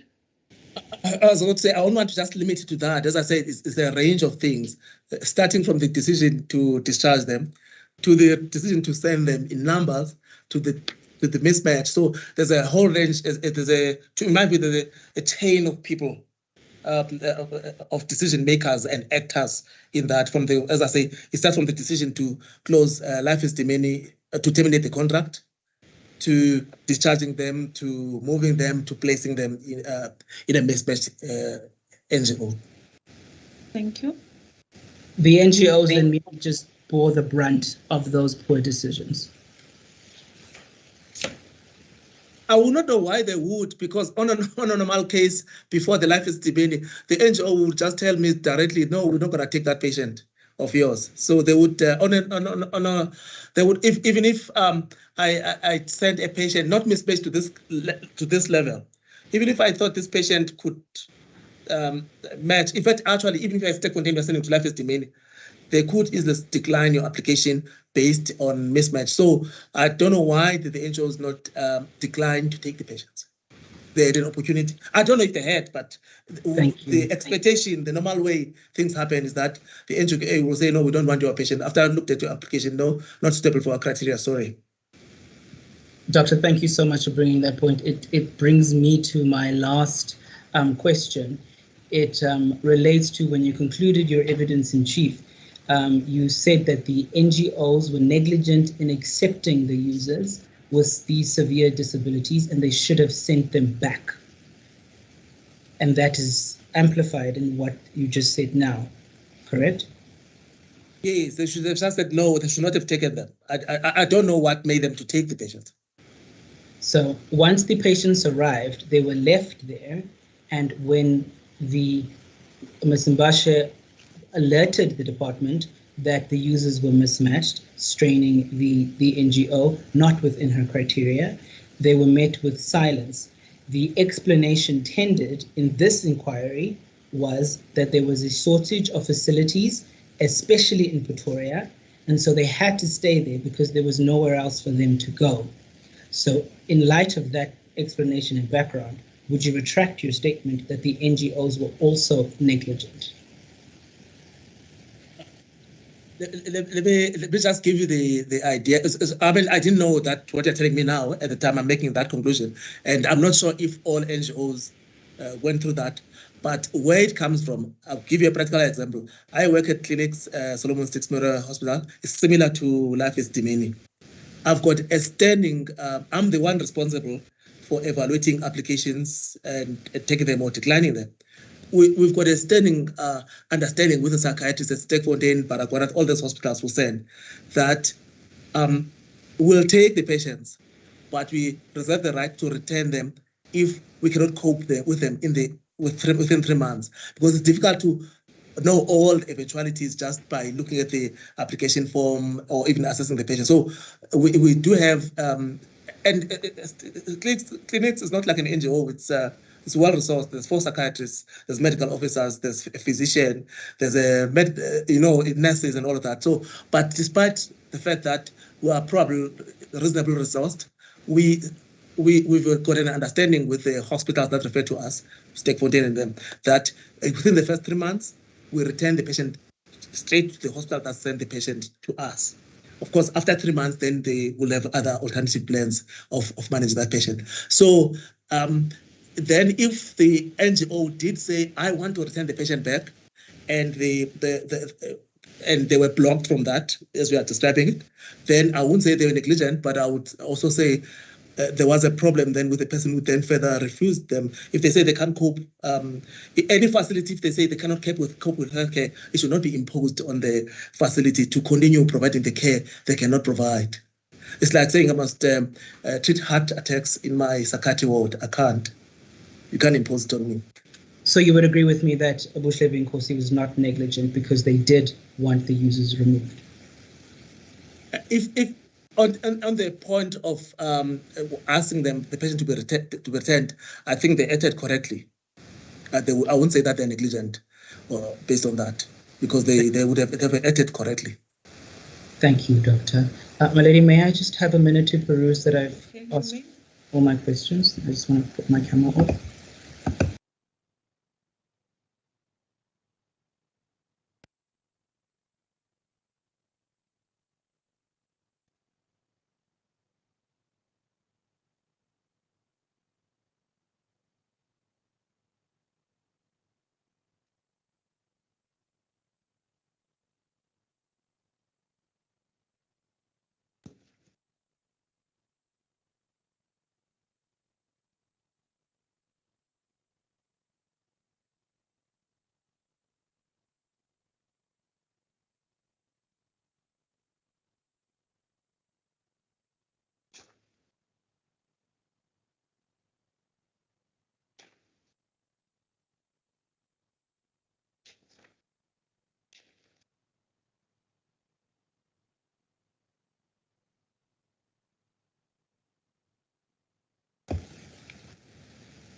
Thank you, my lady. That concludes my cross-examination of the doctor. Doctor, thank you for your time.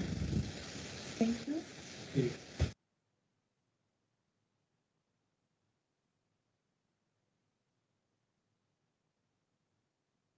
I'm just going to check, Ms. Mujerera. You indicated that you would prefer to reserve your cross-examination until after Mr. Shabangu, and I didn't come back to you.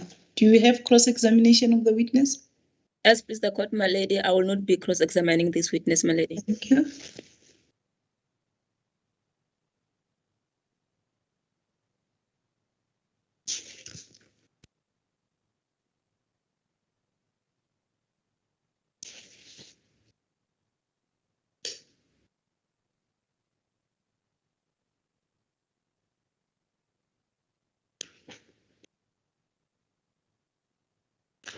Sorry for the interruption.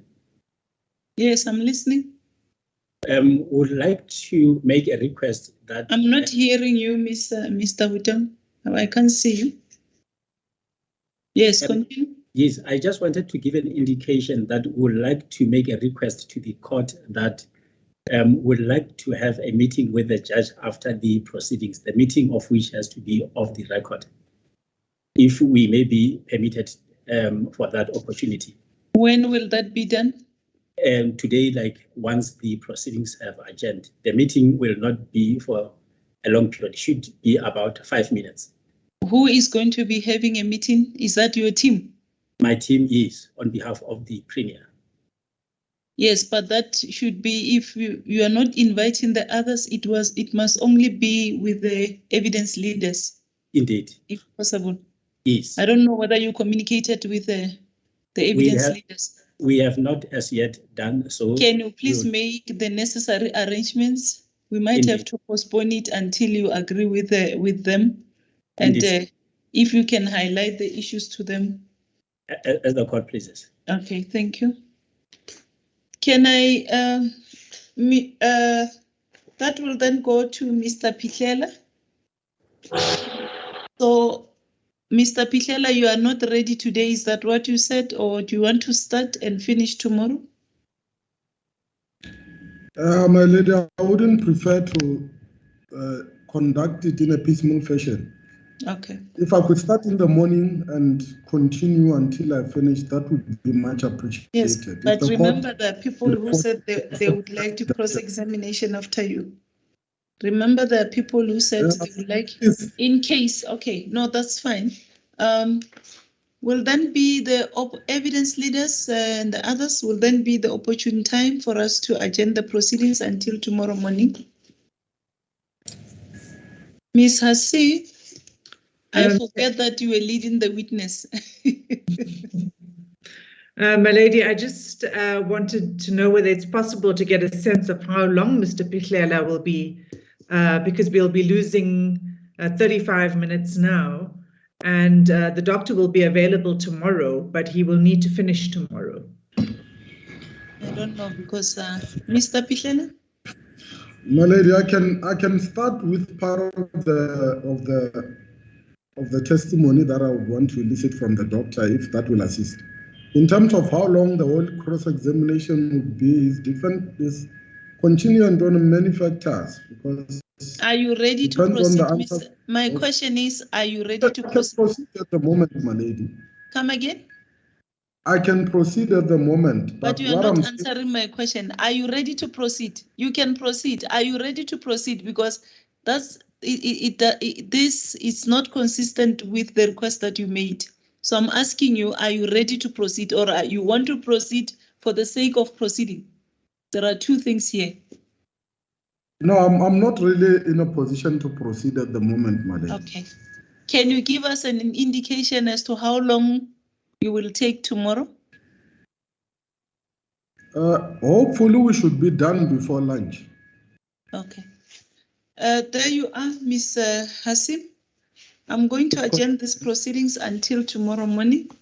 The witnesses want to be at court tomorrow morning at 10 o'clock to continue with your evidence. Thank you, Doctor. You are excused. As the court pleases, your lady. As the court pleases, my lady. As the court pleases, my lady. May it please the court, my lady. As the court pleases, my lady.